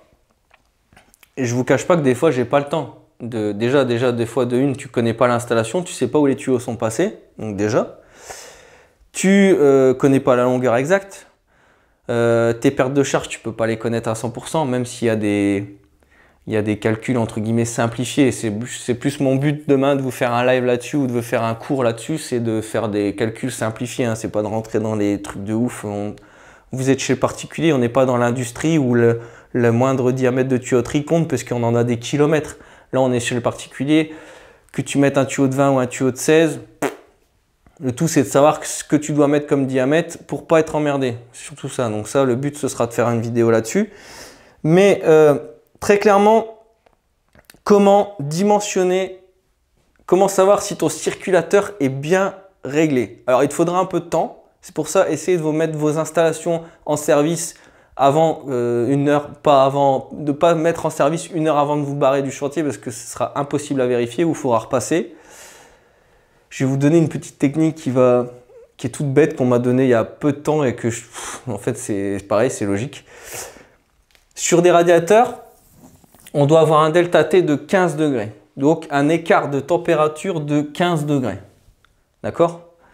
Donc, je pars du principe qu'on a bien équilibré nos radiateurs. C'est-à-dire que sur une vieille installation, vous n'avez rien modifié, ce sera toujours très compliqué d'avoir un bon équilibrage et une bonne vitesse de circulateur, puisque si le radiateur le plus proche prend plus de débit que celui qui est tout au bout de l'installation, vous n'arriverez jamais à être totalement équilibré, à totalement être bien comme il faut, et vous allez avoir tendance justement à devoir augmenter votre vitesse de circulateur. Mais si, admettons, vous avez une vieille install, vous refaites toute la pompe à chaleur, vous changez la plupart des têtes thermostatiques et vous mettez des têtes thermostatiques ou des coudes de réglage, vous pouvez régler entre guillemets les coudes de réglage. La première chose hyper simple, c'est de laisser tourner l'installation pour qu'elle soit à température, qu'on ait nos bonnes températures, qu'on soit bien. Et donc de ce fait, on a l'installation qui tourne bien depuis 1 heure ou 2, on a nos températures, dans notre ballon tampon c'est stable. Et ben tu vérifies entre départ et retour sur des radiateurs que tu es en moyenne entre 12 et 15 degrés d'écart entre ce qui part et ce qui revient. Et après, tu touches chaque radiateur. Hein. Si tu as des radiateurs qui ne marchent pas ou que tu as des écarts de température énormes, ça veut dire que celui-ci, il n'est pas bien équilibré. Par contre, à l'inverse, il y en a un qui est totalement chaud, qui n'a même pas d'écart de température entre le haut et le bas, ça veut dire que ton radiateur, il prend trop de débit et que l'autre, il n'en a pas assez. Mais dans l'idée, c'est que si tu as bien réglé tes débits ici, et que tu as bien équilibré, que tu as joué un peu avec les tours de tourner un peu, de fermer un peu ton coude de réglage sur le radiateur le plus proche et laisser quasi tout ouvert radiateur le plus loin. Si tu as fait déjà un réglage partiel comme ça et que tu as un delta T de 15 et que tous tes radiateurs sont à peu près uniformes, ton circulateur est réglé nickel. Tu touches plus, tu touches plus. Par contre, sur du plancher chauffant, c'est pareil.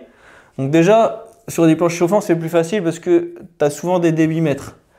Tes débitmètres sur du plancher chauffant, si tu es entre 2 et 2,5 litres minutes par boucle, t'es bon. Hein.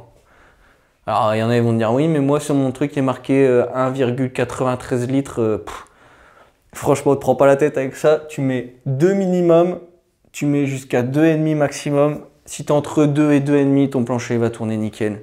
Franchement, à 0,5 litres heure près, franchement... donc voilà, donc au niveau de tes débits, une fois que tu as bien réglé, si tu as un delta T, donc là un écart de température entre ton départ et ton retour plancher de 5 degrés, ton circulateur, tu ne touches plus, il est réglé. Voilà, donc si vous voulez vraiment déjà commencer par régler simplement vos circulateurs et mettre la bonne vitesse, déjà il vous faut un peu de temps. Mais c'est une méthode qui est simple, efficace et qui marche.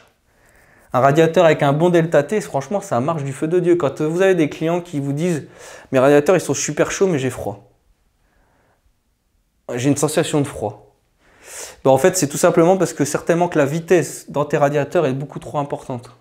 C'est-à-dire que, en gros, ton radiateur, il ne fait plus de la convection, ça veut dire qu'il ne crée plus ce phénomène de convection, c'est-à-dire que l'air froid rentre en dessous, est réchauffé et repasse au-dessus et fait une boucle.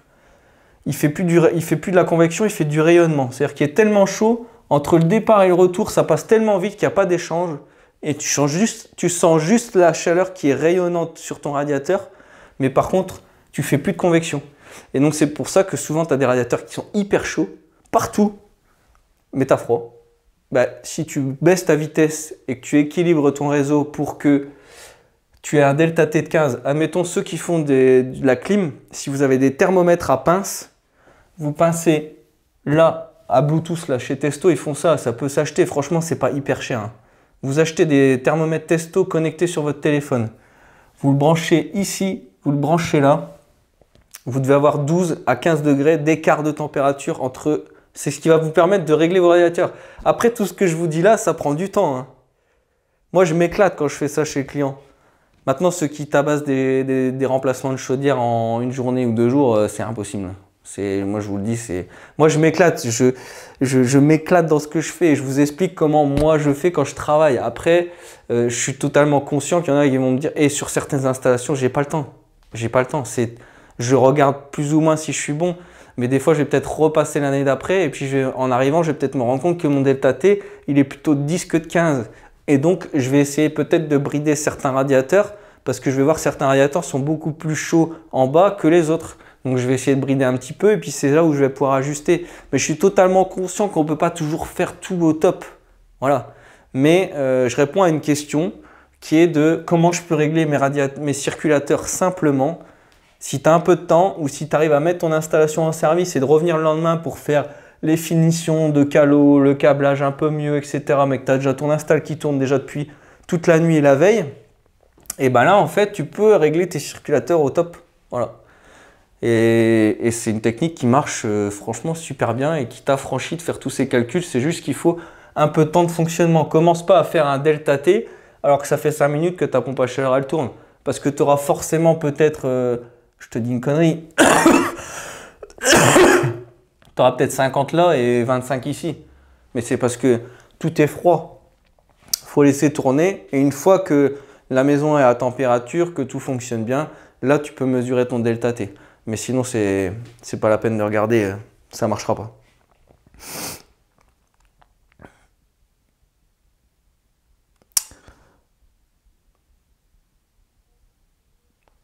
Ouais, donc comme le dit si bien, voilà, Romain, c'est sûr que des fois on n'a pas le temps. Je suis totalement conscient, moi je vous vends pas du rêve. Hein. Je suis pas là pour vous vendre du rêve, je sais ce que c'est le chantier, je sais que des fois tu n'as pas le temps. Mais par contre, rien ne t'empêche l'année suivante, après avec l'habitude, tu sais aussi à combien tu dois le régler pour que ça tourne bien et que quand tu vas venir faire un entretien, justement là tout tourne clairement, tout a bien tourné depuis 1 an, les clients sont contents, etc. Donc tu peux te permettre un peu de faire d'affinage, ça ne te coûte rien. Mais c'est plus comme ça qu'il faut le voir. Après, une install où tu as plus de temps, c'est cool, tu profites, tu t'amuses un peu, tu regardes, tu fais des tests. Mais attention, je suis pas en train de vous dire que je suis le meilleur du monde, que moi toutes mes installs elles sont à la perfection, qu'il n'y a pas un truc qui chie, machin. Non, non, non. C'est moi, toutes mes installations, comme ceux qui sont sur Instagram, Romain le plombier, Florian, etc., et j'en connais d'autres, on fait pour que ce soit bien fait, que le client soit content et que ça fonctionne bien. Maintenant, il y a des choses, il y a des moments où, entre guillemets, soit tu as le client qui a commencé à tirer fort sur les prix, il paye un certain prix, mais il n'est pas prêt à payer le prix qui correspond à la vraie prestation totale et finie d'un chantier. Donc là, déjà, tu n'as pas le temps parce qu'à un moment donné, tu travailles gratos. Voilà, ça, faut le savoir. Et puis, quand tu es face à des gens, à des entreprises qui te remplacent des chaudières en une journée, qui sont 2 fois moins chères que toi, tu peux pas rivaliser. Donc voilà, après, quand vous faites faire des devis, s'il y a des particuliers qui me suivent, quand vous faites faire des devis, il n'y a pas que le prix qui compte, parce que des fois, vous pouvez avoir des gens qui vous font des prix d'américains, mais qui vous font de la merde. Donc c'est pas clairement ça. Par contre, il faut quand même bien se renseigner, aller voir des chantiers référents un peu. Alors après, c'est sûr que même un Charlot pourra vous montrer un bon chantier référent qu'il n'aura peut-être pas fait. Mais bon, c'est déjà plus compliqué, mais renseignez-vous, il ne faut pas signer avec n'importe qui. Et puis si quand vous avez 2 ou 3 000 euros d'écart ou 5 000 euros d'écart, c'est qu'il y a quand même une raison. Donc voilà, mais bon, on dérive un peu du sujet, mais en tout cas, il faut le savoir. Ta différence de 15 degrés, tu dois ouvrir la vanne d'entrée à fond alors. Alors non. Admettons, ici, tu as 60 degrés. Ici, tu sors à, je sais pas, je te dirais, si tu sors à 60, là tu sors à 40, ça veut dire que tu as un delta T de 20. Là, il est trop important, ça veut dire qu'il y a trop de débit qui passe. Si c'est pareil sur tous tes radiateurs, tu baisses ta vitesse de circulateur. Par contre, si c'est un radiateur sur les 10 qui est comme ça, et que les autres radiateurs ont un bon delta T, et en fait, il faut juste que tu fermes ici ton coude de réglage ou tu règles ton débit, mais souvent le plus simplement possible, enfin le plus régulier possible. Enfin, j'arrive plus à parler. Le plus souvent sur les chantiers, c'est que tu as un coude de réglage, et ici, ça ne va pas forcément remplacer la tête. Donc là, tu fermes un peu plus et puis tu remesures avec des thermomètres où tu attends un petit peu.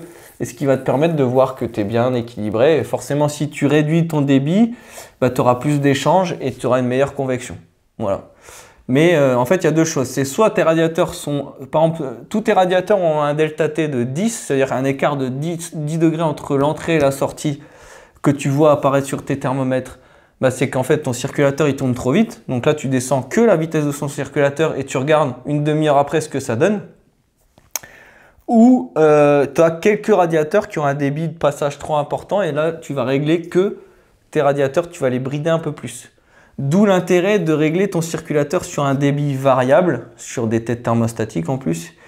Parce qu'en fait, dès qu'il va détecter qu'il y a un peu plus de perte de charge, il va réduire un petit peu son débit. Sa puissance. Si tu es sur une puissance fixe, lui, que ce soit fermé ou ouvert, il va pousser. Donc si tu pousses contre un mur, tu montes en pression. Si tu montes en pression, tu génères du bruit.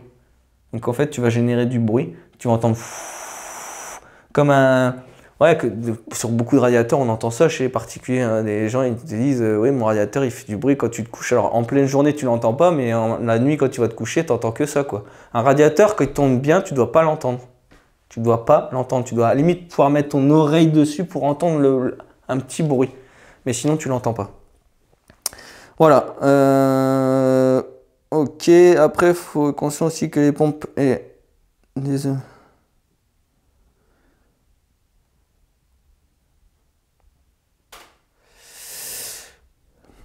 Aujourd'hui, ouais, ce que dit Romain, alors… Oui, on a des pompes auto-adaptatives qui s'adaptent, mais si ton réseau est complètement mal équilibré, tu auras beau avoir la meilleure des pompes, la Rolls-Royce des pompes, ça fera pas le boulot. Hein.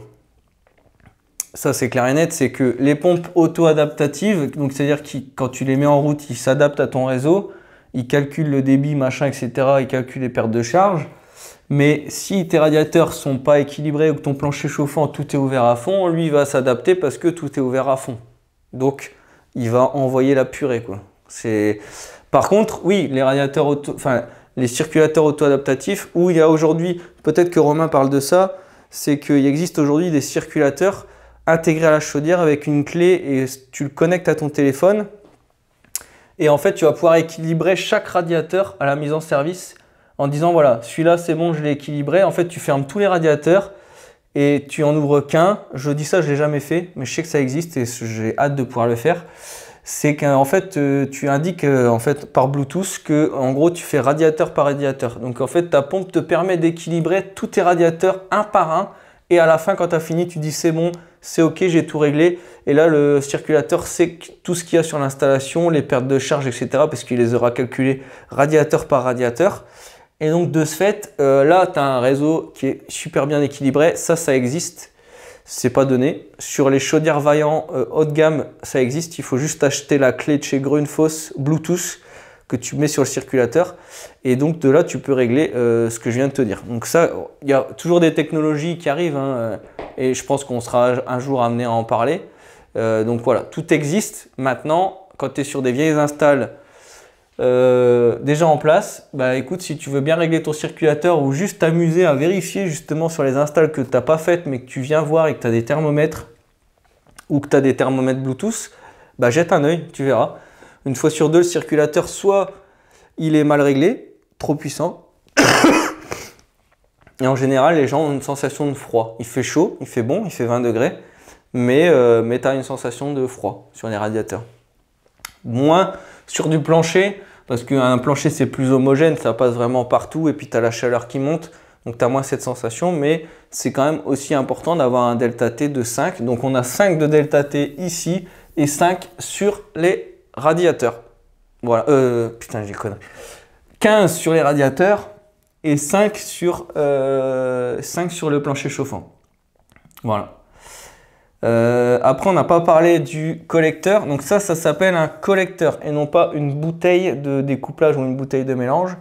Pourquoi collecteur? C'est tout simple. C'est parce que, en fait, à l'intérieur, je vais essayer de te montrer ça. Parce que sinon, ce ne sera pas forcément clair. Je ne sais pas si je suis bien mis. Je vais voir. Donc là, j'ai mon petit tableau. Donc en fait, le collecteur, il y a deux choses. Soit vous avez collecteur ou soit vous avez bouteille de mélange. C'est deux choses bien différentes. Dans le sens où, admettons, on va dire que ça, c'est le collecteur. Collecteur. Et ça, c'est une bouteille. Voilà, bouteille de mélange, hein, mais tu as compris, c'est une bouteille. Voilà. Nous, les deux, c'est le même principe. C'est que il y en a un qui a le départ, admettons ici, là, qui rentre. On a le départ là. Et sur les modules, on a un départ ici, un départ là. Là, c'est pareil, je vais t'afficher un peu, tu vas comprendre. C'est parce que je fais du code couleur, sinon ça va être un peu chiant à piger.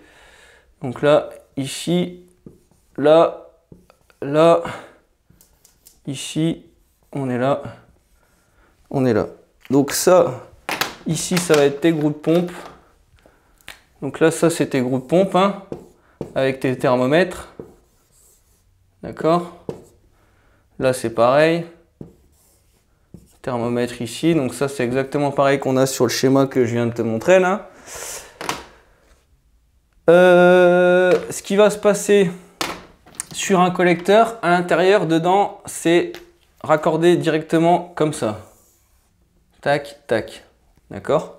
Et le retour, c'est pareil. Tu n'as pas de mélange entre départ et retour. C'est vraiment un collecteur. Donc ça passe comme ça se connecte comme ça. À l'intérieur, tu as un phénomène de croisement, mais il n'y a pas de mélange entre les deux.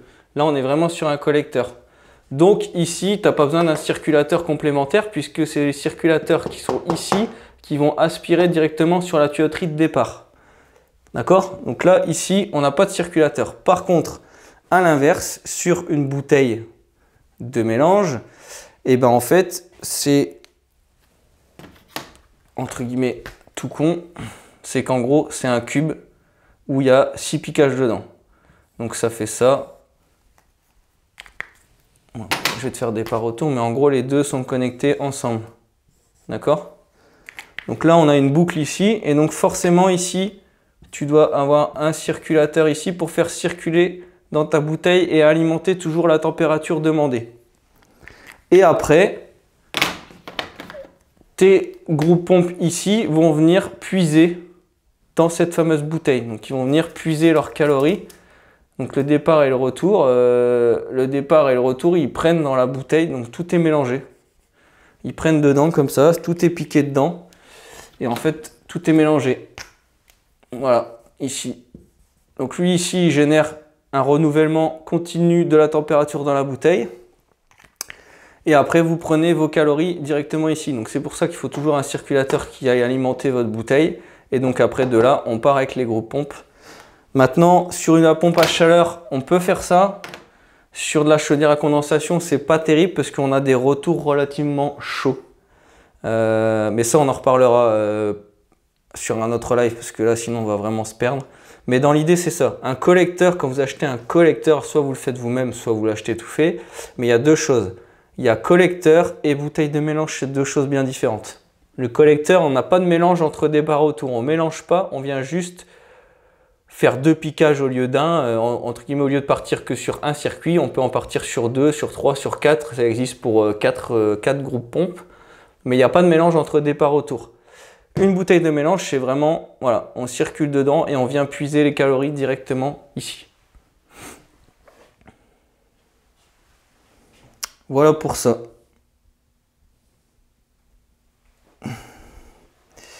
Donc après, je sais pas, sur des vieilles installations, c'est de la merde quand même quand c'est gommé pas.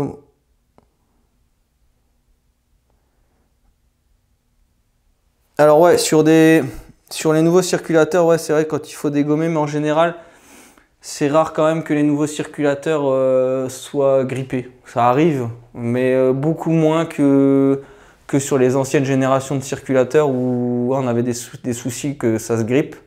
Mais là, maintenant, souvent, moi je sais que les circulateurs chez OEG, j'ai une vis, je peux aller dégommer. Chez Grundfos, tu peux le faire aussi sur certains modèles.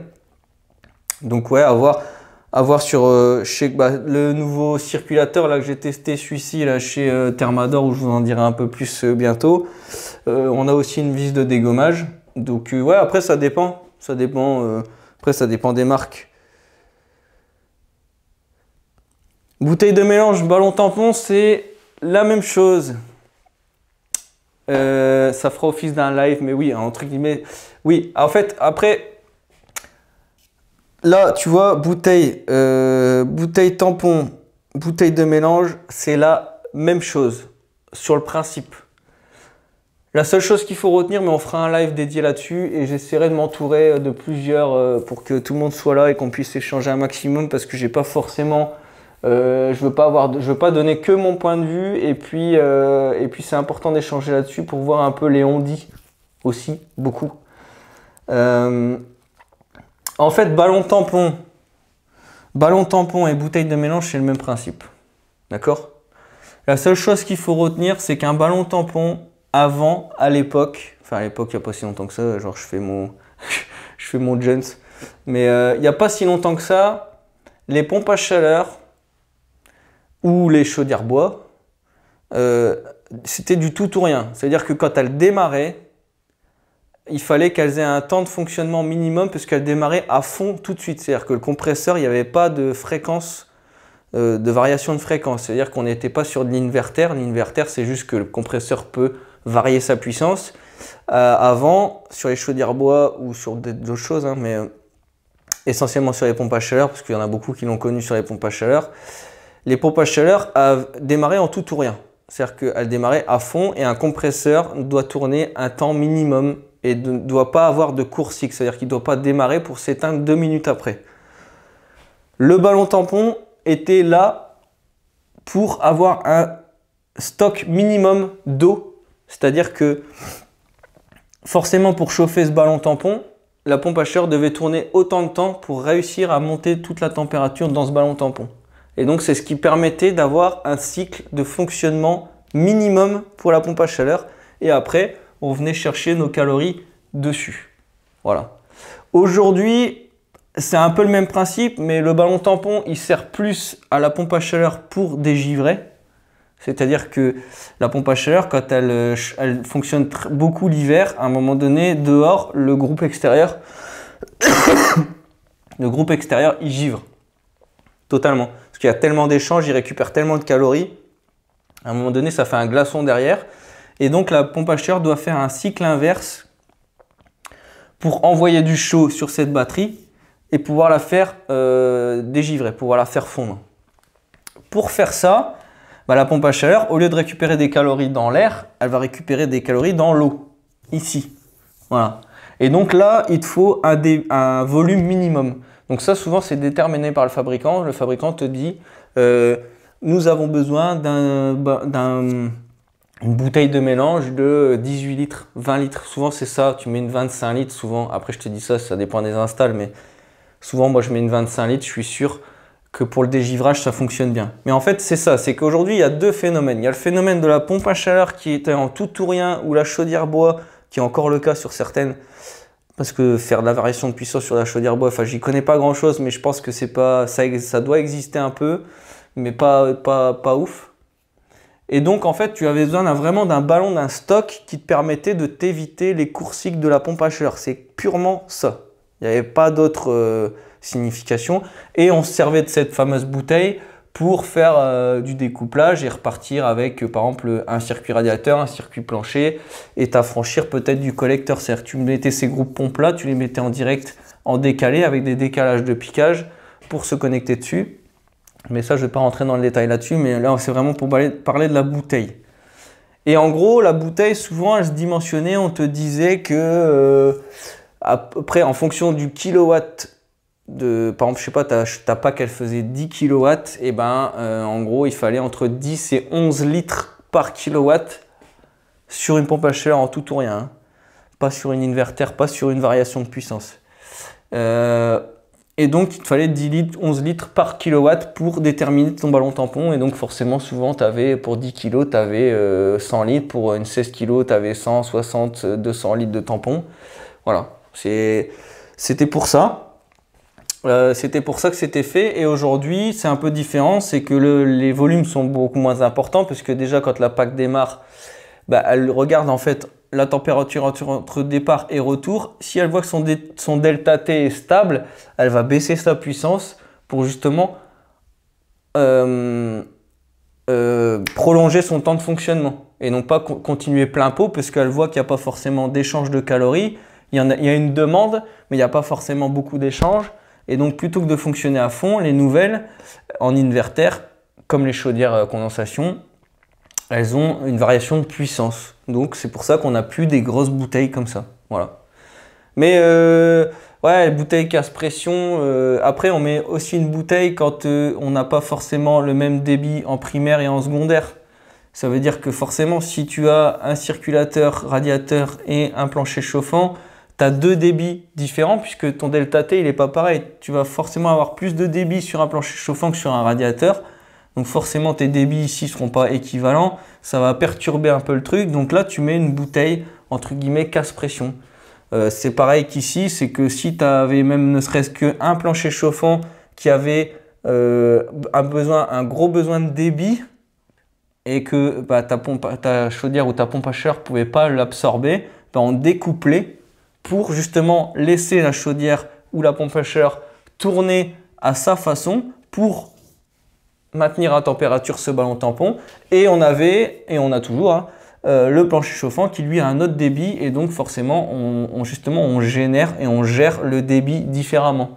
Parce que une pompe à chaleur ici, pour chauffer que ce ballon-là, elle n'a pas énormément de perte de charge, donc elle n'a pas un gros débit de passage. Elle n'a pas besoin d'énormes débits. Par contre, un plancher chauffant de 100-200 mètres carrés avec, je sais pas, X kilomètres de tuyaux, il y aura forcément plus de perte de charge. Et donc, il aura forcément besoin de plus de débit. Et donc, forcément, tout le débit, on va le gérer ici, puisque à arriver dans la bouteille, ton débit chute. C'est pour ça qu'on met une bouteille de mélange. C'est comme dans un radiateur. Un radiateur, quand l'eau qui est dans un tube de 16 ou un tube de 18 arrive dans ton radiateur, l'eau, elle prend tout son espace dans le radiateur et ton débit chute. Bah là, c'est le même principe. Là, on appelle ça une bouteille casse-pression. C'est parce qu'en fait, quand tu rentres dans la bouteille, quand l'eau arrive d'un gros tuyau à un espace de 100 litres ou de 200 litres, tu casses ta pression. Donc, tu casses ton débit, tu as toujours le même débit, mais tu casses ta pression. Donc, et c'est pour ça qu'on appelle ça une bouteille casse-pression. Voilà. Bon, on va pas... Je voulais quand même en parler un petit peu, parce que je trouvais ça important et qu'on entend un peu de tout, un peu n'importe quoi. Je dis pas que je suis le meilleur dans les explications de là-dedans, j'ai peut-être des torts. Moi, j'ai pris un peu les on-dit, je me suis pas mal renseigné, j'ai pas mal regardé. Et dans l'idée, aujourd'hui, le tampon, on verra plus beaucoup en fait.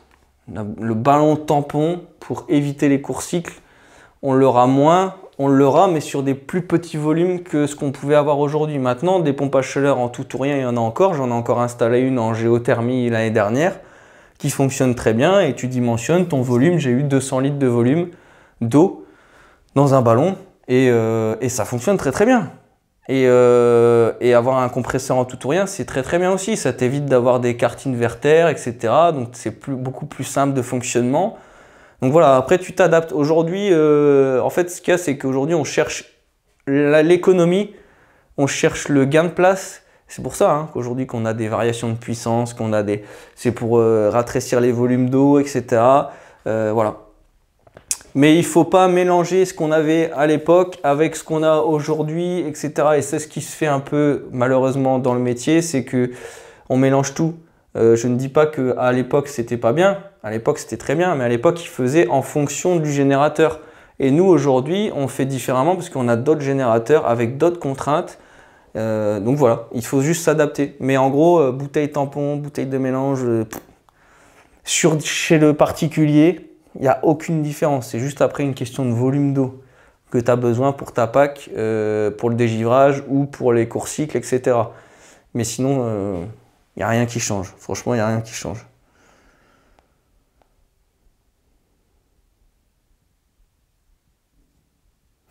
Bonjour à tous. Sur un plancher chauffant seul sur 2 niveaux, sur 130 mètres carrés, faut-il une bouteille de découplage? En fait, ça dépend de ton circulateur. Ça dépend si tu veux avoir 2 températures différentes. Ça dépend de plein de choses.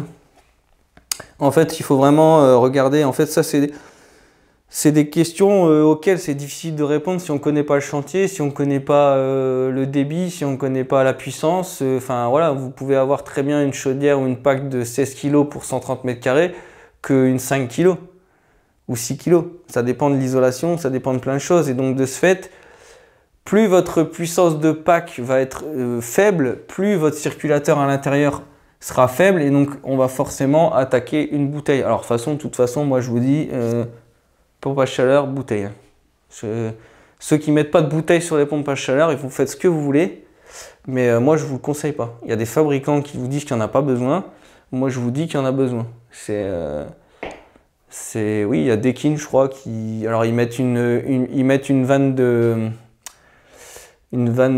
soupape différentielle. Franchement, à choisir entre une soupape différentielle, c'est qu'en gros, on n'a plus le ballon ici.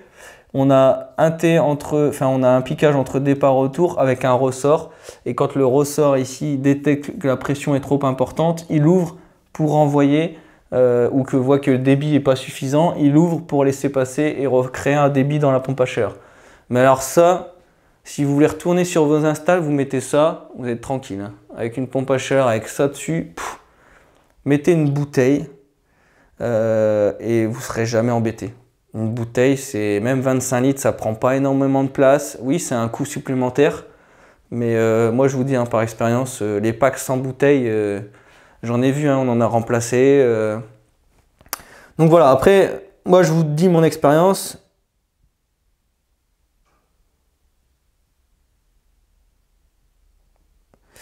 Ouais. Tu peux faire du plancher chauffant rafraîchissant si tu alimentes la bouteille en eau froide avec une résistance en appoint.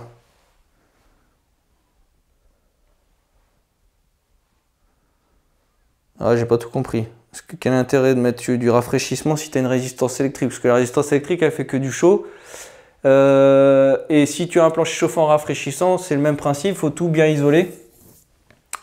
tout bien isoler, bien avoir une pompe à chaleur qui mesure bien le delta T pour pas atteindre le point de rosée, mais en gros tu as une température minimum, t'envoies pas plus de 19 degrés dans ton plancher, tu n'auras jamais le point de rosée. Et chez Vaillant, ce qui est bien, c'est que dans le thermostat, tu as un hygromètre, donc il mesure toujours l'hygrométrie, ce qui permet d'atteindre jamais le point de rosée. Et moi, c'est ça que j'aime bien aussi chez Vaillant.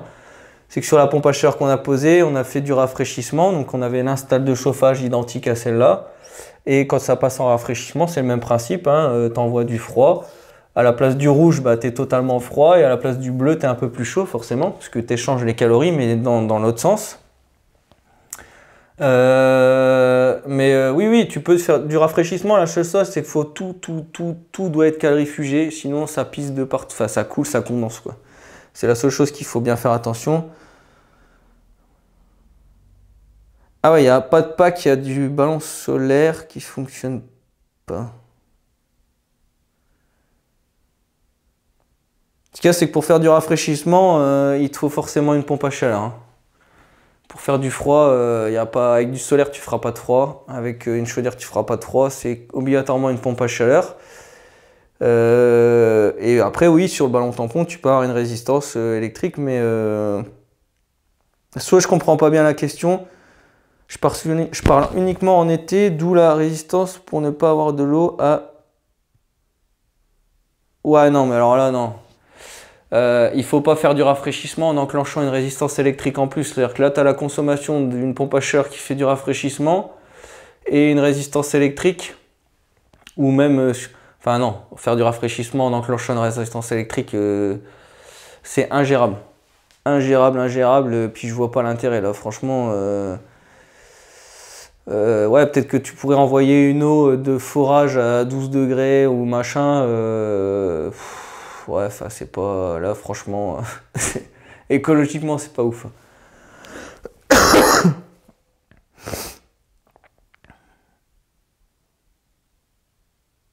Ah oui, pour passer le coup de toile, ouais, pour passer la serpillière quand t'as le point de rosée, mais je te dis que là, c'est une patinoire, hein, le truc, hein. J'ai déjà vu une fois. Purée, c'est impressionnant, hein. En 5 minutes de temps, votre sol, il devient totalement trempé. Et pour l'essuyer, c'est juste horrible. Parce qu'en plus, votre sol, c'est totalement refroidi. Donc, il va rester humide pendant je sais pas combien d'heures. Enfin, c'est une grosse galère. Donc voilà, bah écoutez, je pense que là, on est à 1h40 de live, ce qui est déjà très très bien. On a bien échangé là-dessus. Je pense qu'on a déjà parlé de pas mal de choses. J'espère que ça vous a plu. N'hésitez pas dans les commentaires quand je vais reposter le live de me mettre dans les commentaires justement si ça vous a plu, s'il y a des choses à améliorer, si vous attendiez à autre chose, est-ce que j'ai répondu à vos réponses. Alors c'est vrai que je dis pas forcément beaucoup les commentaires, je réponds à certains, mais c'est pour pas perdre le fil en fait. C'est pas que j'ai pas envie de vous répondre, c'est que je veux pas perdre le fil et qu'en général quand je continue, je réponds à d'autres questions qui ont forcément été posées. Donc c'est pour ça que je préfère pas perdre le fil et je toujours continuer dans ce que je suis lancé, parce qu'avant quand je faisais des premiers lives je m'arrêtais à chaque fois, mais en fait c'est ingérable. Donc voilà, faut pas le prendre mal si je réponds pas. Dans tous les cas, s'il y a la moindre question, il y a toujours les messages privés, vous le savez, je réponds tout le temps. Donc voilà, j'espère que ça vous a plu. Ouais, j'espère franchement, parce que je fais vraiment tout ça pour le partage, pour vous aider. Moi, je me suis senti souvent, quand j'ai démarré le métier, souvent seul, sans avoir des réponses. J'étais avec des gars sur des chantiers, je leur disais ouais, je comprends pas, et ils me disaient ouais, mais non, mais c'est trop compliqué, laisse tomber, t'apprendras ça plus tard. Et en fait, tu te rends compte que c'est juste parce qu'ils savaient pas, et qu'il n'y a pas de honte à pas savoir. Mais ce qui est important, c'est de chercher à comprendre, et c'est pour ça que je le fais, c'est que je veux démocratiser tout ça, enlever tous les on-dit du métier, enfin, on entend des trucs. En fait, on ne travaille pas avec les on-dit, on travaille avec ce qui doit être fait et avec le bon matériel, une bonne installation qui fonctionne bien. C'est une installation qui est comprise et que l'installateur ou le poseur comprend ce qu'il fait. Il faut arrêter de poser bêtement parce qu'on vous a dit de le faire comme ça. Aujourd'hui, je trouve plus intéressant de savoir pourquoi tu as mis une bouteille de 100 litres plutôt qu'une 25 litres. C'est important de le savoir.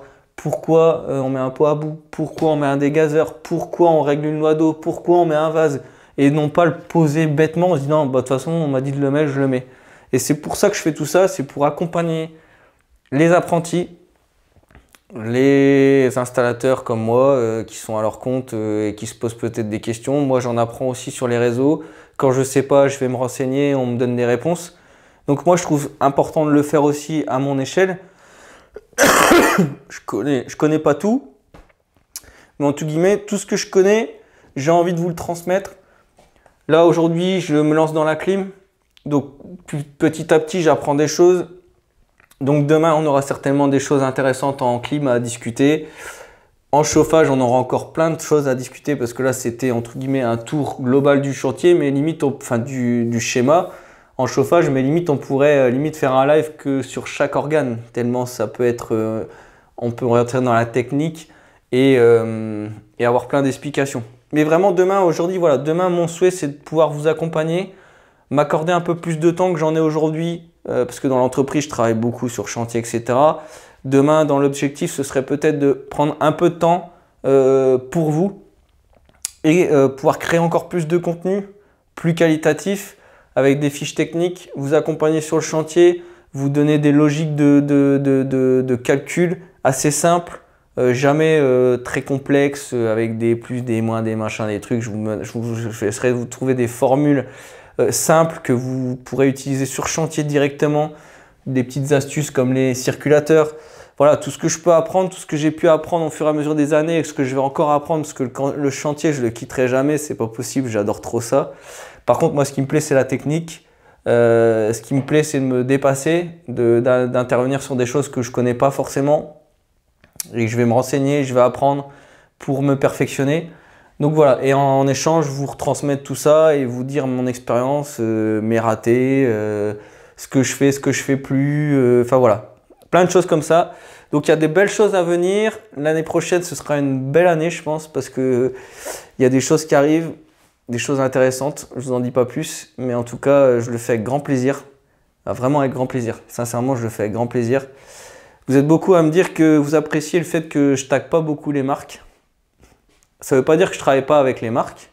C'est juste que je pars du principe qu'en fait, je travaille avec AD, avec Thermador, avec, voilà, avec différentes marques qui me contactent ou que moi j'ai contacté. Hein. J'ai pas de mal à dire que je contacte une marque parce que j'ai besoin d'un renseignement, j'ai besoin d'un produit qui s'adapte au chantier que je suis en train de faire. Et donc de ce fait-là, on découle d'autres choses. Donc ça, c'est très bien. Mais aujourd'hui, je ne suis pas là pour faire de la pub. Je suis là pour vous montrer ce que j'utilise sur le chantier et vous dire ce que j'utilise fonctionne, pourquoi je le pose sur tel chantier et pas sur tel chantier. Et donc de ce fait, vous, en regardant ça, eh ben, vous ferez votre propre opinion et vous saurez pourquoi le produit est fait. Voilà. Mais moi, taguer à outrance, faire des jeux, concours, faire... moi, enfin, je veux dire, je suis pas là pour ça. Je suis pas là pour ça. Je suis vraiment là pour partager mon métier, pour vous faire avancer. Je veux dire, de la pub, il y en a déjà plein. Donc, ça m'intéresse pas. Par contre, pour moi, un produit, un bon produit, se vend tout seul s'il est adapté et s'il est bien expliqué et s'il est présenté sur chantier. C'est-à-dire que si je vous présente quelque chose sur chantier, que je vous dis que, en toute honnêteté, hein, moi je ne dis jamais quelque chose est bien si c'est pas bien ou si je me rends compte. Je vous ai dit, les circulateurs de chez OEG, je les adore, je trouvais que c'était génial, enfin je trouve que c'est génial, mais j'en avais jamais encore eu en panne. En 2 mois de temps, j'en ai eu 2 qui sont tombés en carrage, je vous l'ai dit. Voilà, c'est dans ce sens-là où je vous dis que c'est pas parce que demain, aucun outillage, aucun produit n'est parfait, comme nous, personne n'est parfait. La seule chose, c'est de mettre le bon produit adapté au bon chantier. Et moi, c'est ça qui m'importe le plus, c'est pas de faire de la communication mensongère en vous disant que le produit est fait, qu'il est miraculeux. Non, c'est juste de vous dire, voilà, tel produit, je le prends, je le pose sur ça, sur ça, sur ça, parce qu'il est conçu pour ça. Maintenant, demain, sur telle installation, je vous le conseille pas. Voilà.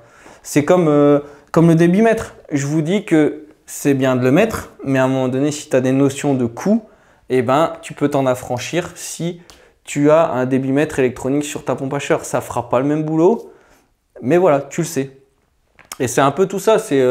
Là, on a eu le fait que peut-être qu'il faudrait mettre un débitmètre sur les départs planchers. Je vais me renseigner et demain, je vous en reparlerai.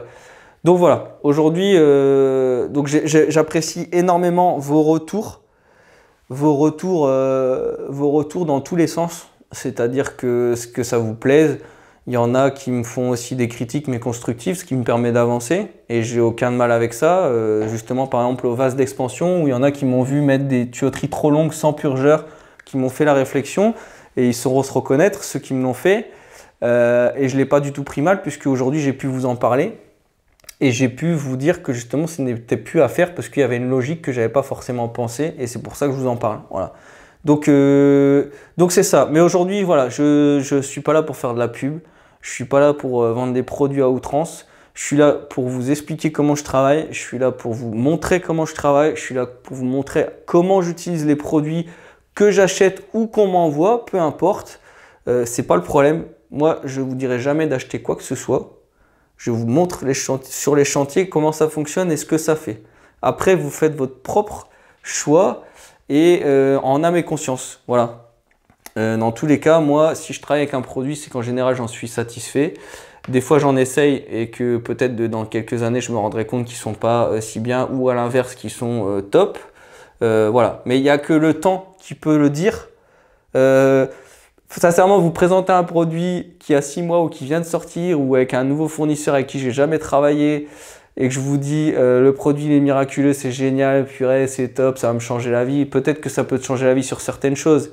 Mais il n'y a que le temps qui pourra te le dire. J'ai eu des questions dans le sens où il y en a, ils ont dit « Ouais, on a vu, tu as posé une pompe à chaleur Vaillant, qu'est-ce que tu en penses? Est-ce que tu crois que je dois y passer? Est-ce que tu crois que je dois arrêter telle marque pour passer chez Vaillant ?» J'en sais rien. Moi, je vous montre le produit. Maintenant, je pourrais vous le dire si ça fait 5 ans, 6 ans que je pose du Vaillant en pompe à chaleur. Aujourd'hui, ce n'est pas le cas. Donc, je vais certainement pas prendre le choix de vous dire oui alors que j'en sais rien. Voilà. Donc c'est comme ça que je travaille et ce sera toujours comme ça et jamais personne ne me changera. Il y en a qui ont déjà essayé, hein. Il y a des marques qui ont déjà essayé, voilà, mais aujourd'hui on travaille plus ensemble et puis c'est tout. Voilà, c'est comme ça. Et c'est comme ça que j'ai avancé. Aujourd'hui je gagne ma vie en travaillant et je gagne pas ma vie en faisant de la pub et en vendant des produits. Donc voilà. La seule chose qu'aujourd'hui peut-être des choses changeront, c'est que je passerai un peu moins de temps sur chantier pour vous créer du contenu et donc de ce fait les marques participeront à me rémunérer ce temps passé pour vous créer du contenu de qualité. Voilà, en toute honnêteté c'est comme ça que je vois un peu les choses, mais tout en sachant que c'est pas parce que je suis rémunéré que je n'aurai pas le droit de dire ce que je veux. Voilà. Et que je préfère ne pas travailler avec une marque plutôt que d'être obligé de dire quelque chose que je n'ai pas envie de dire. Parce que le but c'est le partage et de vous accompagner sur le chantier. Voilà, j'arrête de parler parce que sinon je vais saouler tout le monde. Je vous dis tous un grand merci en tout cas pour ce live. J'espère qu'il vous a plu. N'hésitez pas à me dire dans les commentaires si on en fait d'autres, si vous aimez bien, si ça vous a apporté des choses, si vous avez compris des choses. Ça m'intéresse beaucoup de savoir s'il y en a qui manquaient de notions. Et donc de ce fait de faire ce petit live a pu vous aider justement à mieux comprendre le fonctionnement. Allez, sur ce, je vous laisse et je vous dis on est dimanche, donc je vous dis à lundi. Allez, ciao, à plus.